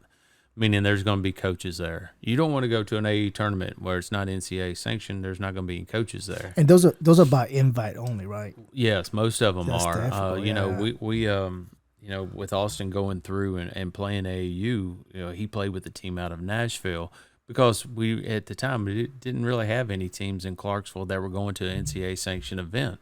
And you try out, you go out, go on this team, and hopefully it's the right fit, and you get in front of the right coaches and stuff like that. But it's tough these days for kids not to play on an AAU team. You're going to get seen by only the film that I send out for you. What school do you want to go to? Well, let me see if I can send out film and see if they're interested. Well, if they're not interested, they want to see you play during the summer against other competition. They want to see you play. Oh yeah, you scored 40 this night, but you were playing against Podunk High School. They don't. It's hard to tell unless they see you. I got something for you, and I'm not trying to be mean. So playing at Clarksville Academy, would you say that any athlete's numbers is kind of elevated because the brand of basketball or the competition that you're playing against? Obviously, if you're playing against lower competition, you better be scoring a bunch more. Now, once again, do I think I could have scored in Montgomery County League? Yeah, I could have. Would I average 27? I hope not. Because I would be playing with better players, and that wouldn't what my role would want to be anyway. I would be, being a true point guard, I would want to make passes, and my numbers would go down tremendously, but my numbers maybe in assist and stuff would have went up, exponentially. Yeah, because a good athlete will survive in any environment. Sure.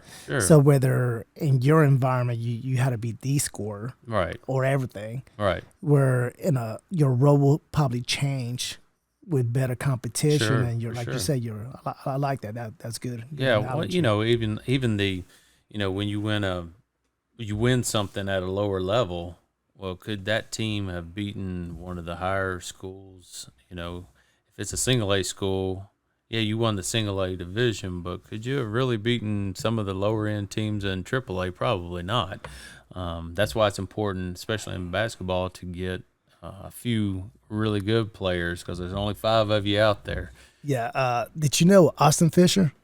Yes, sir. Yeah, I went and saw him play his senior year at the academy, and it was kind of funny. I'm a fan of Austin Fisher, but it was as if he was playing against little kids. Yeah, it's tough. That's no knock on a player. I mean, I couldn't help it that the players wasn't as good. He couldn't help it that the players But wasn't as good. it was just like right when I walked in, I knew it was a different brand of basketball. Sure, it was not the same. Right. So, so, so what are, if we can highlight, what are some of the mistakes that parents and athletes make? That Pick out which one you want, because I could do both.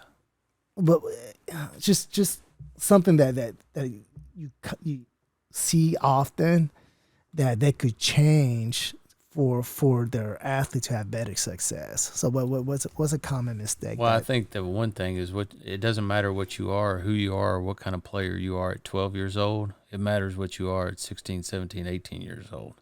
How many times have we seen the big stud player in Little League, and then when time they got to high school, everybody grew and caught up with them? And it's often, I see that a lot. Yeah. So I would say don't be that kid who's just good or don't let your kid be satisfied because he's the best player in Little League at St. B or he's the best player at Clarksville National. Everybody's going to grow and everybody's going to get better. And don't give up. And if your kid's not that kid, don't give up on the kid who's not developed yet. That's the hardest part of my job, is to look at a 9th grade kid and tell him he can't play because I can only keep so many people. You can't keep everybody. As a coach, I have to cut somebody in basketball. So it's hard as a coach to look at this kid and say, okay, well, he can't play now and he won't ever be able to play. But as a parent, you have to understand where the coach is coming from too. I can't have everybody in the whole school being on the basketball team. So you got to kind of limit to, if we got 300 9th graders coming in this year, and I got to pick 5. So you say half of them are boys, and that's 150, and I got to pick 5 of that 150 to stay in my program. So how many athletes try out for your basketball? I will have over 60 and you try out, and I'll keep roughly 20 to 24 or 5. That's a good problem to have. Yeah, it is a good problem to have. When we were not very good, guess what? We didn't have many people trying out. Yeah, nobody wanted to play for a bad. It's all about the numbers. Yeah. It's all about the numbers. And but going back to your parent question and your athlete, what you did in junior high or what you did in junior pro or what you did in Little League, it don't mean anything. You can't say, well, he was really good and his dad was the coach and he made all these all-star teams. There's a kid who pitched at Clarksville High. Oh my gosh, he just fell off, but he was a white Clarksville High all-star all growing up. Nick James, who's now pitching at University of North Carolina. Oh, nice. Yeah, and he was always the white all-star. Never was making it to the blue all-star team. He was right there. He just hadn't developed yet. And when he got to middle school, high school, all of a sudden this kid became a stud, and he's throwing darts out there. Yeah. And now he's at one of the biggest signees we've ever had coming out. So just kind of highlight it and identify for the parents. You're saying their mistake is being satisfied? No, I wouldn't say be satisfied. It's having unreasonable expectations of their kid. Just being realistic about their athlete. I think that you get so caught up and you want something so bad for your kid that you're not realistic about it. Like I'm realistic. I'm terrible at math. I'm not going to come in and be some great. I think that's with any class. I hated math. Well, I liked science, but my math grade was always going to struggle, or I'm not a very good athlete. My PE grade is not going to be what everyone else's grade's going to be. So how can they fix it? Be realistic, I just think that we as parents want so much for our kids that I think it's now. I mean, when I was growing up, you had to work for it. And when my dad's generation, they had to work for it. Nothing's given anything. And it's the old, everybody gets the trophy. Everyone don't get the trophy. Shouldn't everyone get the trophy? Only teams that win should get that. And I just think parents are so caught up in being their kid's friend that they've lost sight of and want everything to be perfect. They lost sight of you learn a lot by not getting everything that you want. Yeah, yeah, I agree with that. That's good stuff. Appreciate that. So, do you have a not so great moment with an athlete? Oh, I have tons of them. What are you trying to? Let's just say, what's a moment that you had with an athlete that you wish you could take back? Well, that's a tough one. It's never, truthfully, it's never been about. Maybe it's Oh, not. what about with a team? So a not so good moment with one of your teams. Maybe you blew up, or maybe At my age now, coaching, when I blow up, it's usually I blow up on purpose. Calculated. Yeah, and really and truthfully, like I'm passionate about what I do, and I expect kids to play hard, and that will never waver. So what about the younger Johnny? What not so great moment that you have with the team or an athlete? Oh, I think the one thing that sticks out to me is I got a technical one time we were up 1, and there was a terrible call with like 3 seconds left, and I got a technical because the call was so bad, but it took the game away from the kids. My anger and frustration with the referee took away, so I got a technical. Team goes up, hits both free throws, we lose. I cost our team that win because if I'd have just shut up and let the clock run out, it would have been over with and we'd have won.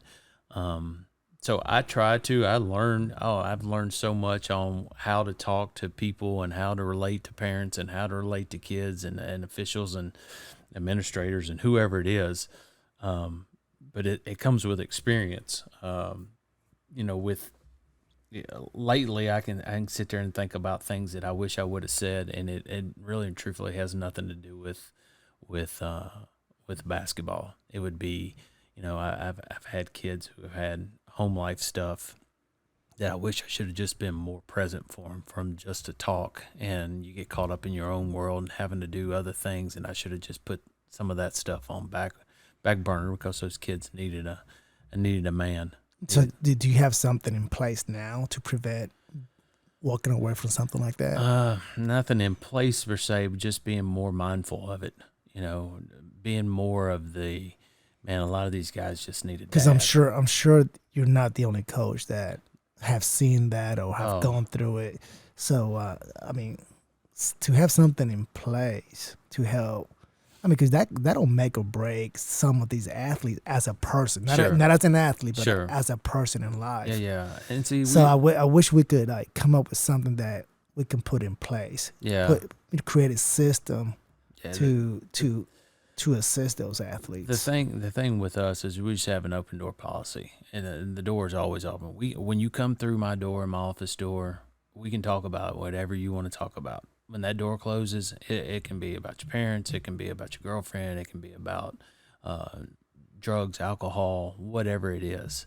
And it stays in that office unless it's something that has to be, if it's bigger, and as an adult, I have to let others know if it's something really bad. Like suicide. Yeah, stuff like that. You know, abuse at the home, you have to turn that stuff in.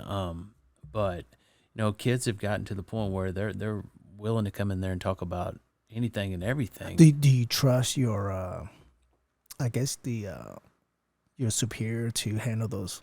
Oh yeah, those situations correctly. I have a great administration. I love them to death, and good. And they would do anything for kids. So that's the one thing about Rossview too. It's just so kid driven. We want all those kids to be successful. But with our going back to with our program, it's just you gotta love the kids, and you gotta truthfully, our guys, when they leave daily, Coach, I love you. Hey, love you too, whoever. And we're not afraid as men to say, hey man, I love you, dude. You're a great guy. And I think that's important. I think it's important. Like if I would see David right now, I would say, I love you, dude. used to make me laugh. I would take him on some of those travel things, and it'd be appreciate you. Yeah. Thank you for those. Yeah, but that's what coaching's about, man. It really is. I spend 8 to 10 hours a day with your kid. Like, you better trust me. When I'm at school, you don't get to see your kid. You're working, and you better hope that you have a male in the building that will take care of your kid in case something happens. And man, I just relish that. I understand the importance of it. I thank the coaches who coached and the people who mentored my kids.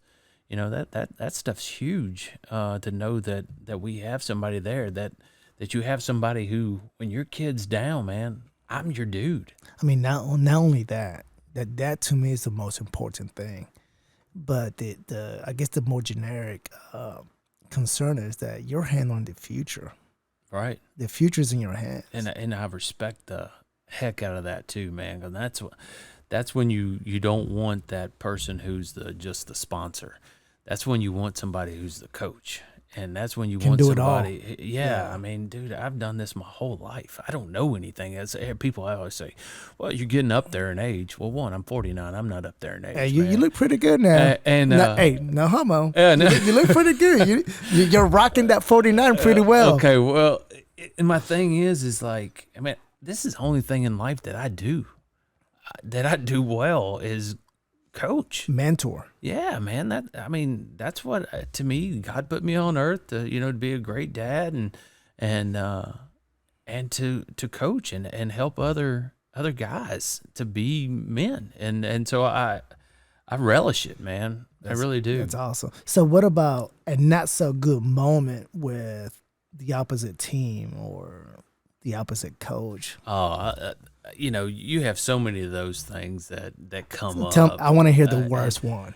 No, man, I can't come out and sure you can, because remember, the younger Jonny doesn't, that he's in the past. Yeah.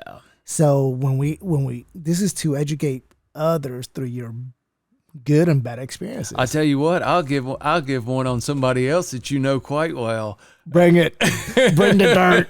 You know who it is. He's probably already sat in this seat. Okay. I'm tracking. Yeah. Bring it. Well, we got into it over a call, and it's usually it's not an umpire situation. Tell me, you guys was it the umpire, a referee? Or? No, it was another coach. It was a play at the plate. Me and this aforementioned coach were both, he was the head coach, I'm the assistant.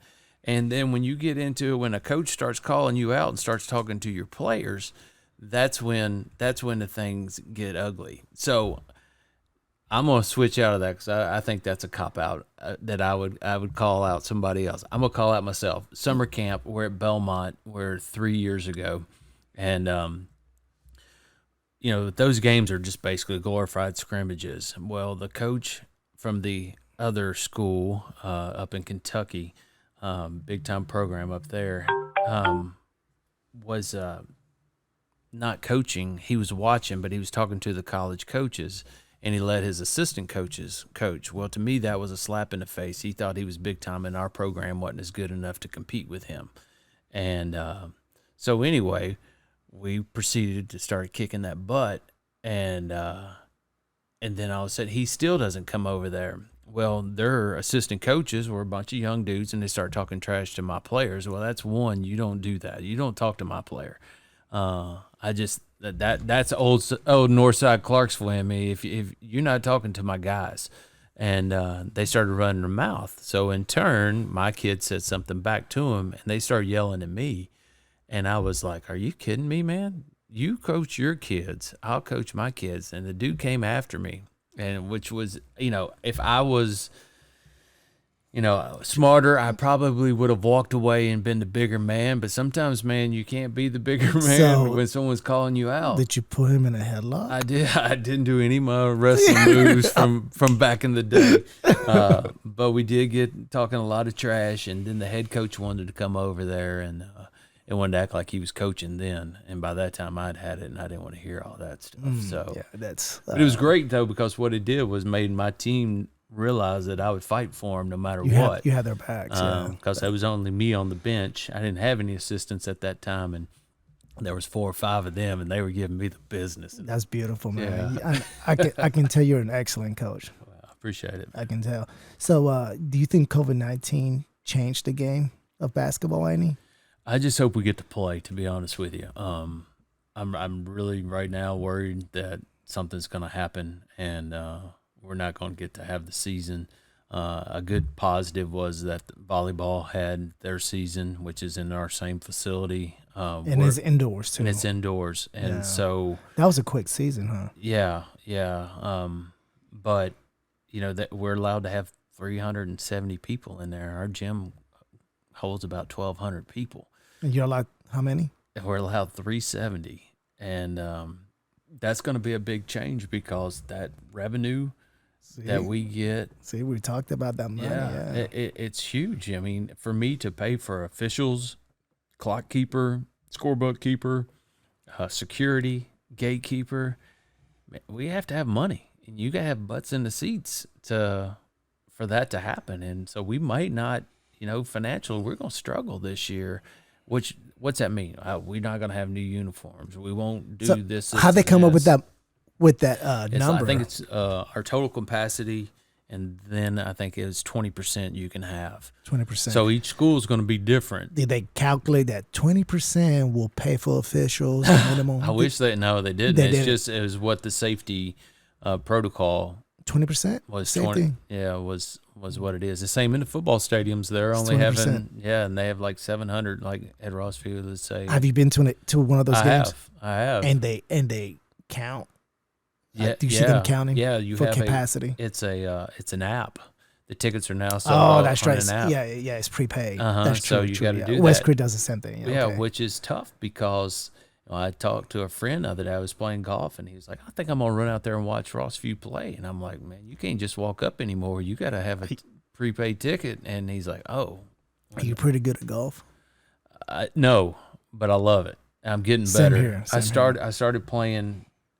I'm the golf coach too at Rossview. So, and you're not good. Well, you know what? It's one of those deals where they all have their own swing coaches. They don't need to listen to me and mess them up anyway. You're the babysitter. Yeah, well, no, I'm the mental guy. I'm the one that tries to help them through the mental game. But I love playing it, and started playing COVID because I just wanted to get outside and started and fell in love with it. Played it with yesterday. Where do you play at? For the most part. For the most part, I'll drive to Jolton. Oh, that's nice. I like that place. Exit 35. Yeah, I play at Pebblebrook and Nashville National at Exit 31 just because it's cheaper. Pebblebrook is pretty fancy too. They have the GPS cards and stuff. Yeah, it's great. I really enjoy it. Yeah. Played yesterday. Played up in Franklin and with a couple high school teammates and. Nice. Yeah, it was a great time. Yeah, that's what's up. Yeah. Maybe we need to hook up. You, Tyrone, and me. Yeah, go we can play do that it for sure. Swan Lake or somewhere. Yeah. Or Pebblebrook. We can play wherever you want to play, man. I just like to get out. Yeah, excellent. So speaking of COVID, not having it, we don't think it has had an impact on basketball yet. Well, I mean, the NBA Finals just ended 2 nights ago, and they put them in the bubble. Hey, that's what I was getting at. I think they did an excellent job handling the NBA, putting them in the bubble and so forth. For sure. So obviously you keep up with the NBA, right? Well, not as much. I'm a college guy.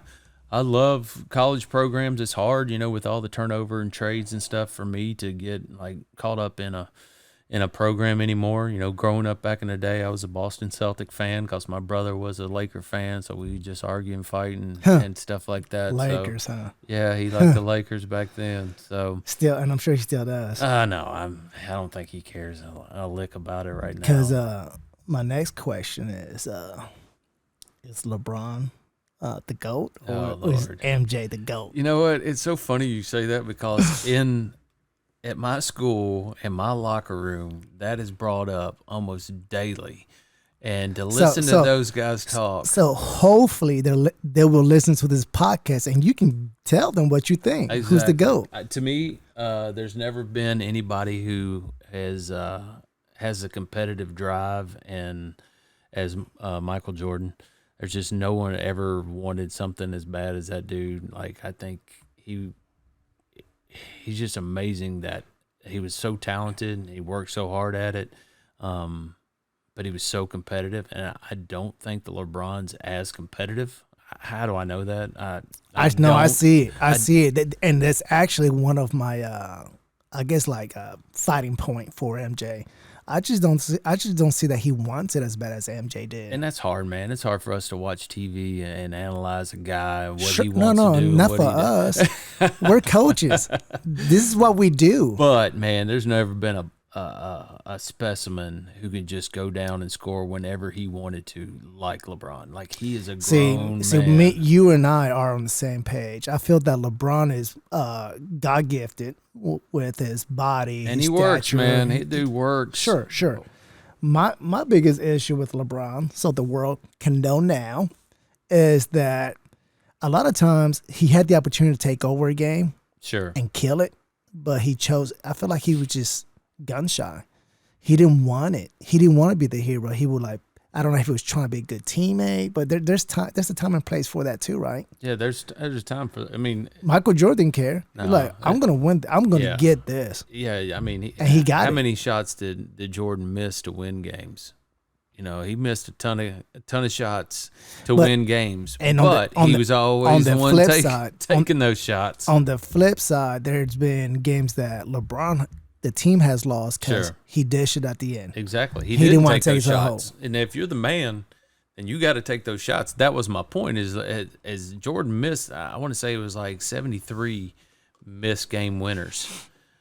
Well, he took 73 game winners and missed. Well, how many did he hit? Did he make? You know, if you are the man, you got to be the man when it counts. And I do think LeBron tends to shy away, defer to teammates, or maybe it's that he's seeing a double team and he hits the right play, but he still gets bashed for it.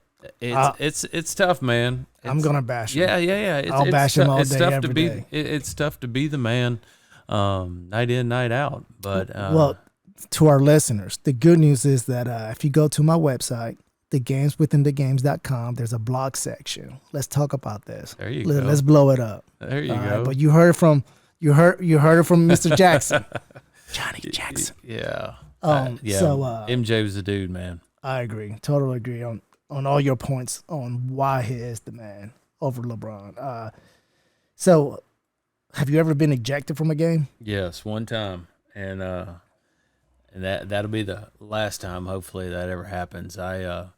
Funny story. I was at Cheatham County coaching. We were coaching at Montgomery Central. We were playing at Montgomery Central, and they had a kid named Bernie who went on to play at Austin P, and he was lighting us up, and there wasn't nothing we could do about it. And so I was, as a coach, sometimes, man, when you ain't nothing you can do about it, you just got to sit there and take it. But you didn't call the foul call? No.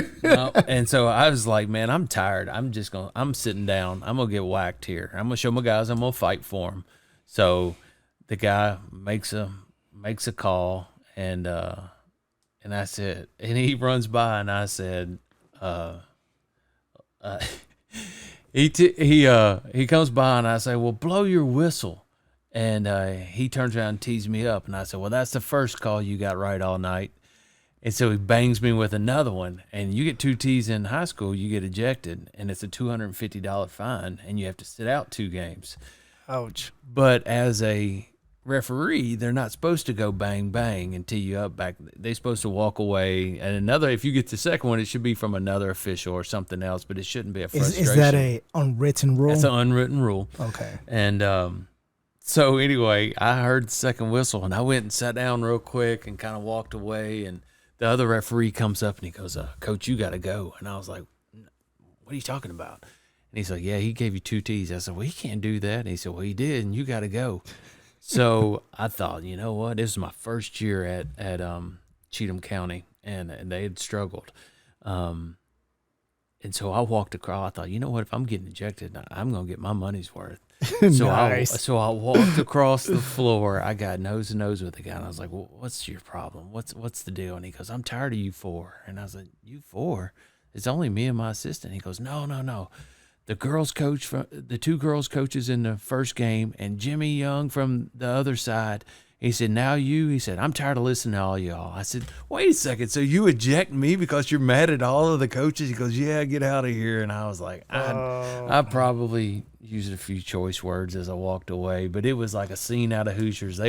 Those Central fans were throwing popcorn and stuff down. It was awesome. But I got back to the locker room and I was like, what has happened? So did you sit there and wait till the game was over? Or? I had to sit there and I talked to a custodian in there. Me and him become good friends and buddies, and he was getting there giving me updates. But the funny thing is this is why one of the main reasons I really liked Cheatham County. That was my first year there, and they had a coach who didn't really fight for him.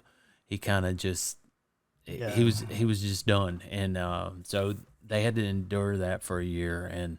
And so when I came out, they had $250 cash. They said, Coach, we're paying for this because you took care of our boys and you fought for our boys. And I was like, awesome. See, that's another way to build a family. Yeah. But it has to be calculated like you did. Yeah. So talking about the umpires, do you feel that certain umpires abuse their power?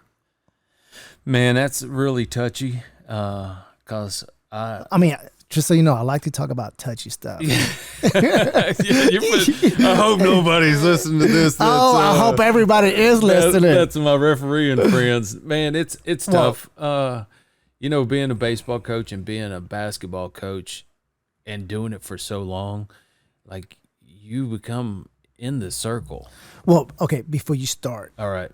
Let's give him a thumbs up, thumbs down on, do you think for the most part, do you think they abuse their power or they're fair? Fair. They're fair. All right, carry on. I would say there's a very few that abuse their power. But in saying that, it's tough. It's tough for me for being in it for 25 years. I have to have officials, and I have to have umpires to have games.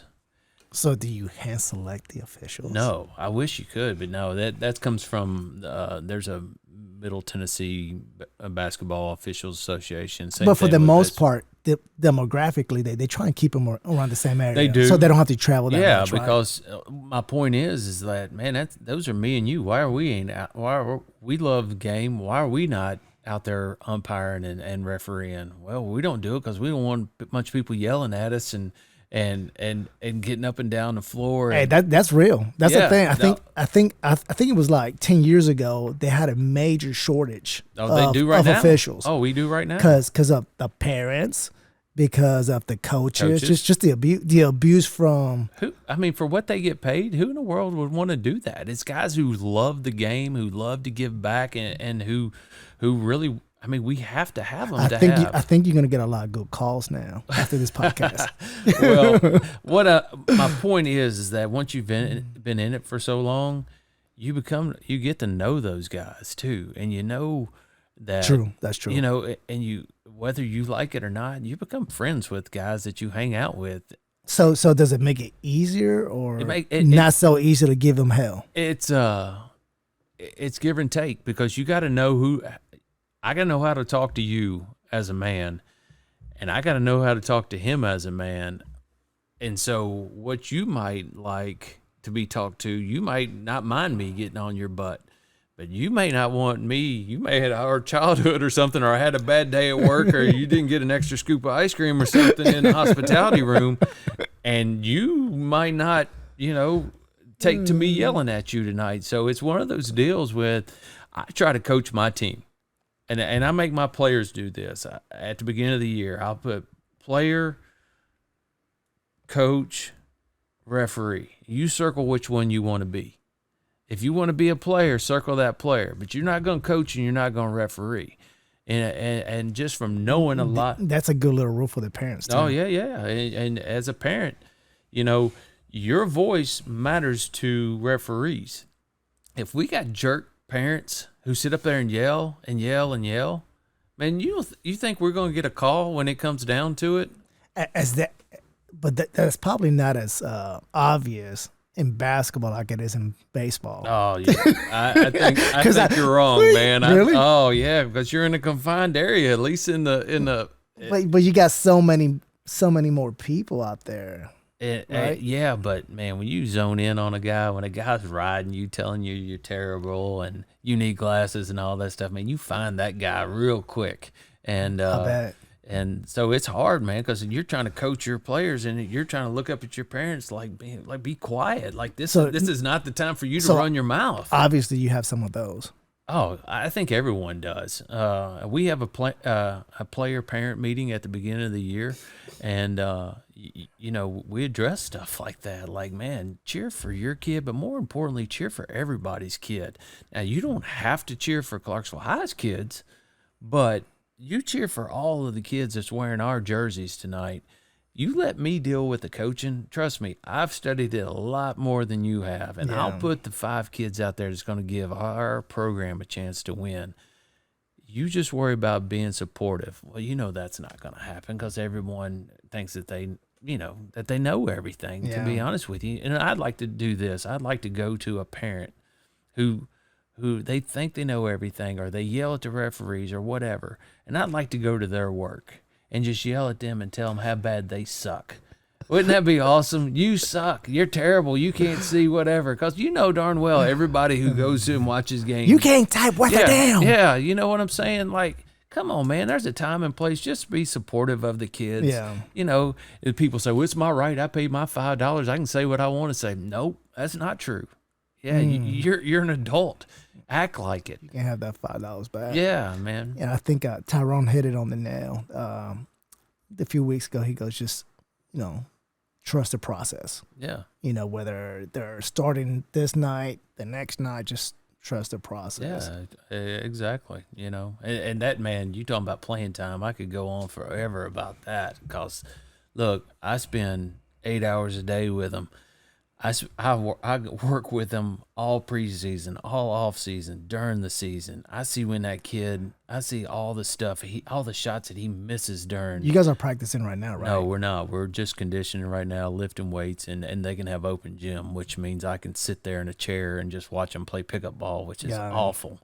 But at least they're getting up and down and getting some conditioning. Good. But November 2nd it starts, and we'll have a. Do you guys have like a? We have a tryout. Midnight Madness or anything like that? No, we don't do that stuff because who's gonna sit there at midnight and take a kid who his parents don't get him to and from when it's 2:00 in the afternoon, let alone midnight. So I ain't gonna sit there until 2:30 in the morning doing all that stuff, waiting on somebody. And then I hear you. That's a touchy subject too, man. But that's the truth. Like I'll take care of your kid, but it's your responsibility to drive them and being on time. And it's almost disrespectful because you work. It's way disrespectful. You work the entire day. Yeah.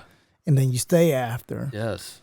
And sometimes, sometimes when we go to Henry County, we're not getting back home till 11:30 at night, and then you're not going to be there on time to pick them up. And come on, parents. Come on. That's super disrespectful. And then the thing that goes back, it's extracurricular. You don't have to do this. Your kid don't have to play. Yeah. Yeah. So, speaking of the umpires and stuff. There you go.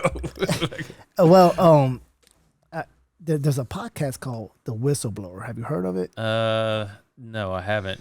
It talks about Tim Donahue back in the MJ days. Yeah. Do you remember? Do you remember the story? Yeah. Where he's betting on the games. Yeah. Betting on the games that he's official. Right. He's part of. Right. So, some of the quotes that he said.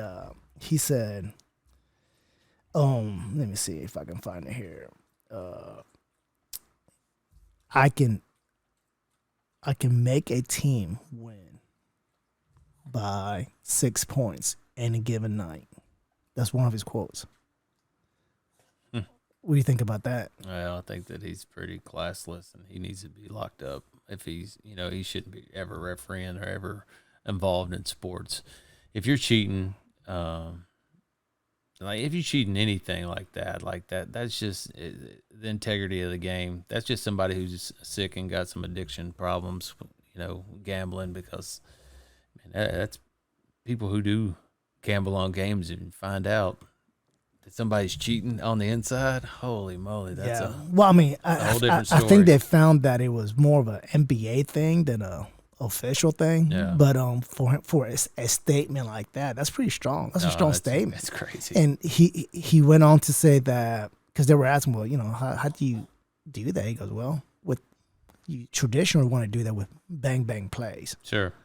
Because they could go one way or the other, right? Yeah. And so that's how he disguised a lot of his. That's crazy. Yeah.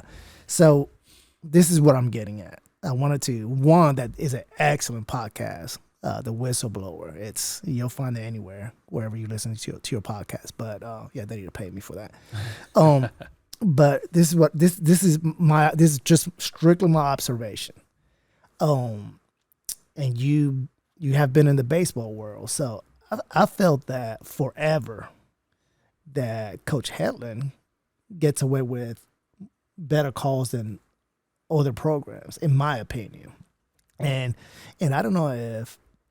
Man, you keep putting me on the spot with naming these coaches out and schools out. Well, I mean, it's all good. It's all good because I'm the one talking. I mean, this is just my opinion, Sure. And I have challenged the umpires. I'm like, hey, are you scared of Hetland? What's going on? They get pissed, as they should. But I can't. I mean, I can't help it. It's what I see. So on those bang bang plays that could go one way or the other, do you think there's a certain program in Clarksville that gets it? Because I'm not saying that they intimidate umpires, but the umpires are naturally intimidated by their success. Well, that would obviously be the umpire's fault. If you get intimidated by anybody and it makes you change your call. No, for darn sure that's the umpire's fault. Yeah. My question to you is, do you see that?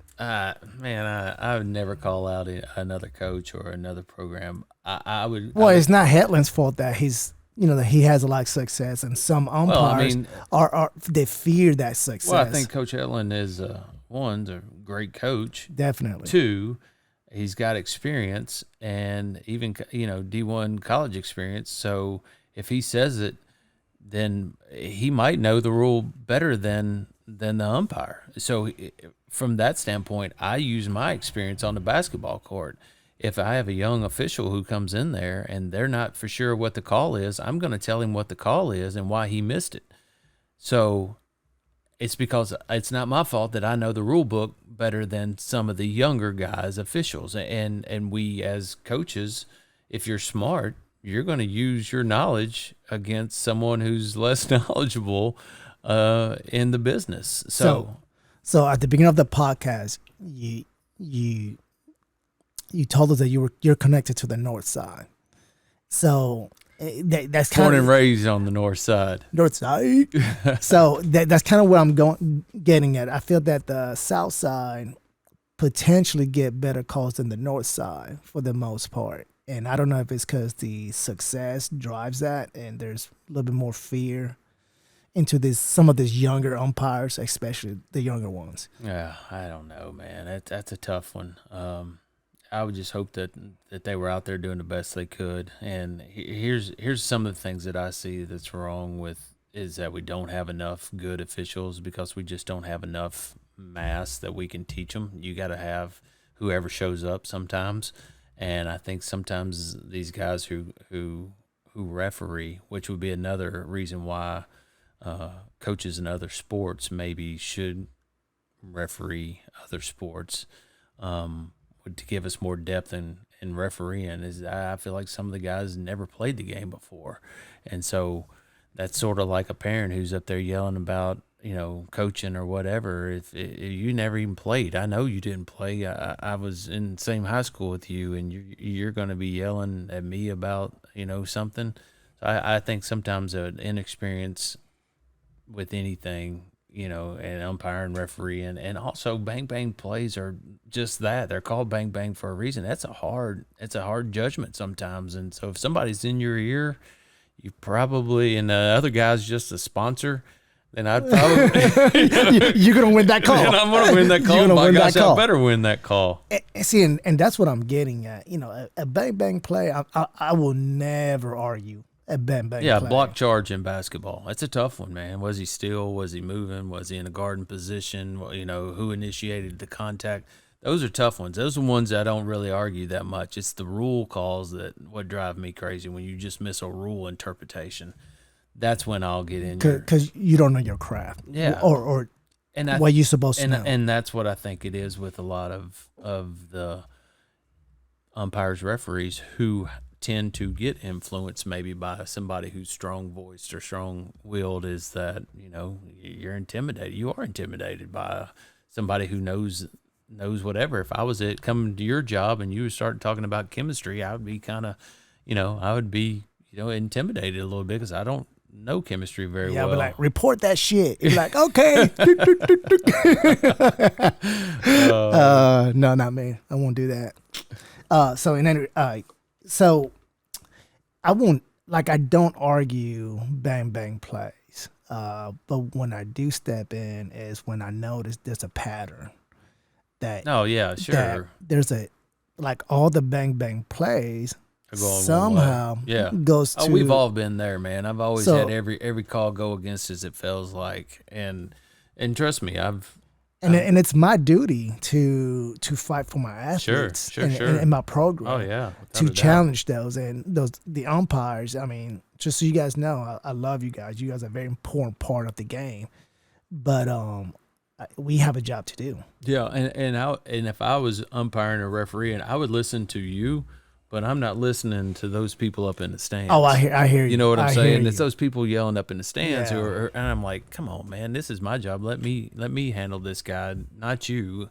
And we've had that happen before in every sport, and you get a homer or whatever, and you're like, come on, he's got it out for us. But for the most part, man, I have the utmost respect for people who will do that job, because one, I ain't standing behind a plate with some kid throwing 98 and the catcher not really wanting to catch it. I'm back there ducking and dodging too. Or you're in a gym where there's 1,200 people and they're sitting right on top of you and they're yelling at you and they know everything about your family and all that stuff. I just think it takes a special person to be a umpire or a referee. Yeah, I got 2 different podcasts where I want to sit down with an umpire.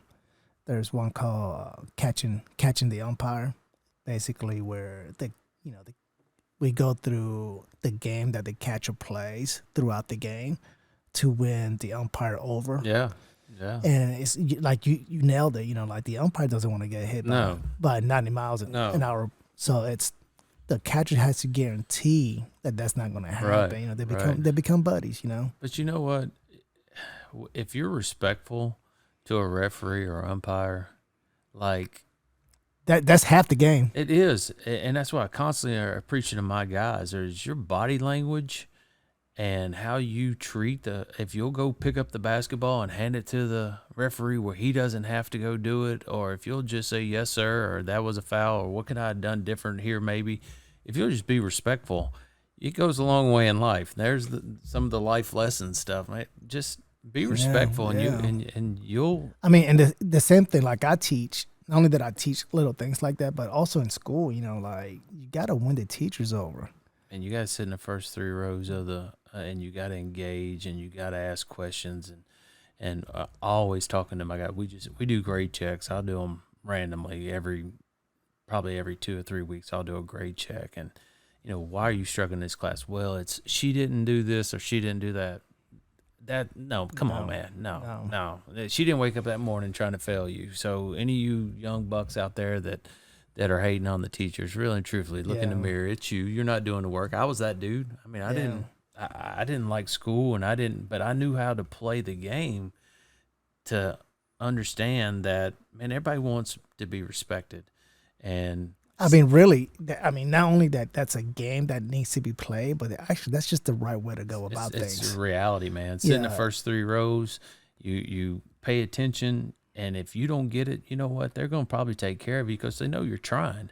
Mm-hmm. And, that's sort of, I'm a PE teacher, so that's like just because a kid is not an athlete doesn't mean you're going to do bad in PE.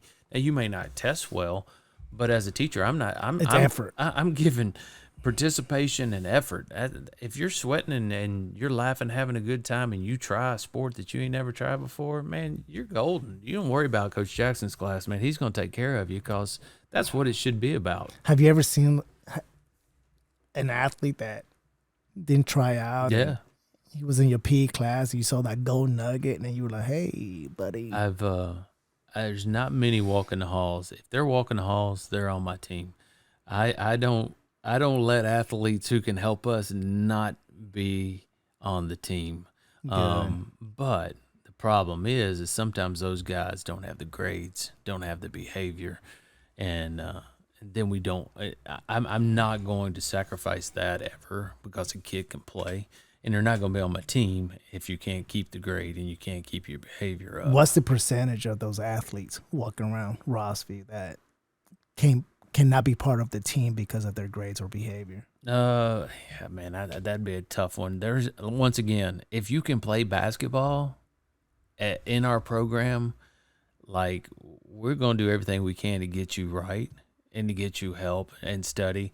The behavior is the biggest thing, man. If you're a jerk, that's cancerous for a program.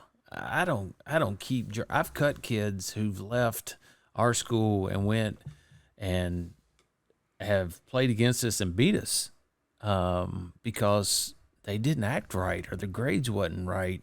And you can go somewhere else and play. That's fine with me, man. But you can't play here if you're not mature enough to take criticism, and if you can't make the grade like that. Ultimately, you're in high school. You got to pass your classes, and you got to stay out of ISS, or you're not helping anybody. And it's just a disservice to keep kids around who are going to take a uniform from somebody else who does act right. Yeah, and I also teach you when the teacher's over, when your parents are over. I mean, they're the one busting their butts trying to get you to practices, games, whatever it is that you might need when your parents are over, and then obviously when the teacher's over, when the principals, anything with authority, the police officers, it's having respect, and that's.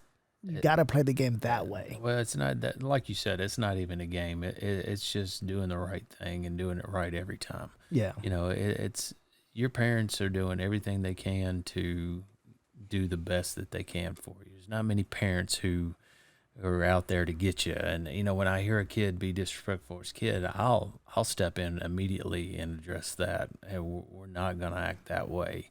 But, it's in our program, our culture, it's, when you go to a different gym, you leave it cleaner than you found it. Yes. Stuff like that, picking up the dugout, man. These cups were here and this was, no, man, pick it up. Because there's going to be a guy who's making minimum wage or whatever. It's going to come in and that may be having a hard day and he's having to pick up your stuff. We do that at, even in the gym, we don't pick up after you. You pick up your own stuff. You're not in your room. You're in our house, and this is the rules in our house. Yeah, and I don't know if you know, but I run the Iron Knights Wrestling Club, and that's our motto because we got to submit for facility request forms for different gyms and things like that. So we're a guest. Yeah. That's not our place. Right. So in order for us to get that, get that invitation back, right. We have to do exactly what you said. We have to make it look better than how we found it. Right. Right. So, which, by the way, I've teamed up with Grit Fitness and Wellness. Are you familiar with that place? Yeah, yeah. So, with the Iron Knights, we'll be there starting the 26th of this month. So, for you wrestlers out there listening, be sure you come visit us at Grit Fitness and Wellness. At any rate, do you have any closing thoughts for the parents and athletes so we can close the show? Nah, I mean we all go hand in hand, to be honest with you. We all want what's best for kids. If you don't, then you're, as coaches, we're in the wrong business. And as parents, you're in the wrong business too. You shouldn't even have kids. And you gotta trust the people who are professionals in the job that they're doing. I have to trust that you're going to do things right at your job. You gotta trust that I want to do things right, and we're not going to always agree. That's a fact. You're not always going to agree with what play I called or who shot the last shot. But if we agree we're all trying to take care of your kid and we're all trying to do right, then we should all, enjoy sports, man. It's a game. like you said, it'll be taken away from you soon enough. Like whether it pushes you out or it runs away. Yes, I agree. Like I play pickup ball, with my kids or whoever as much as I can, just because I still love the game. But man, it passed me up and went on down the road, back a while back. But man, we still love the game and we love sports. And so I appreciate you doing this, though. This is cool. Well, yeah. Thank you for coming in. I do appreciate you coming in, and it doesn't have to be our last one. Just so man. you know, I'll do it whenever you need me to, man. For sure. Thank you again. Appreciate it. Sir. Thank you for tuning in with The Games Within the Game. Please visit our website, thegameswithinthegames.com, for current and future podcasts. Thank you, and please don't forget to subscribe. Thumbs up, baby.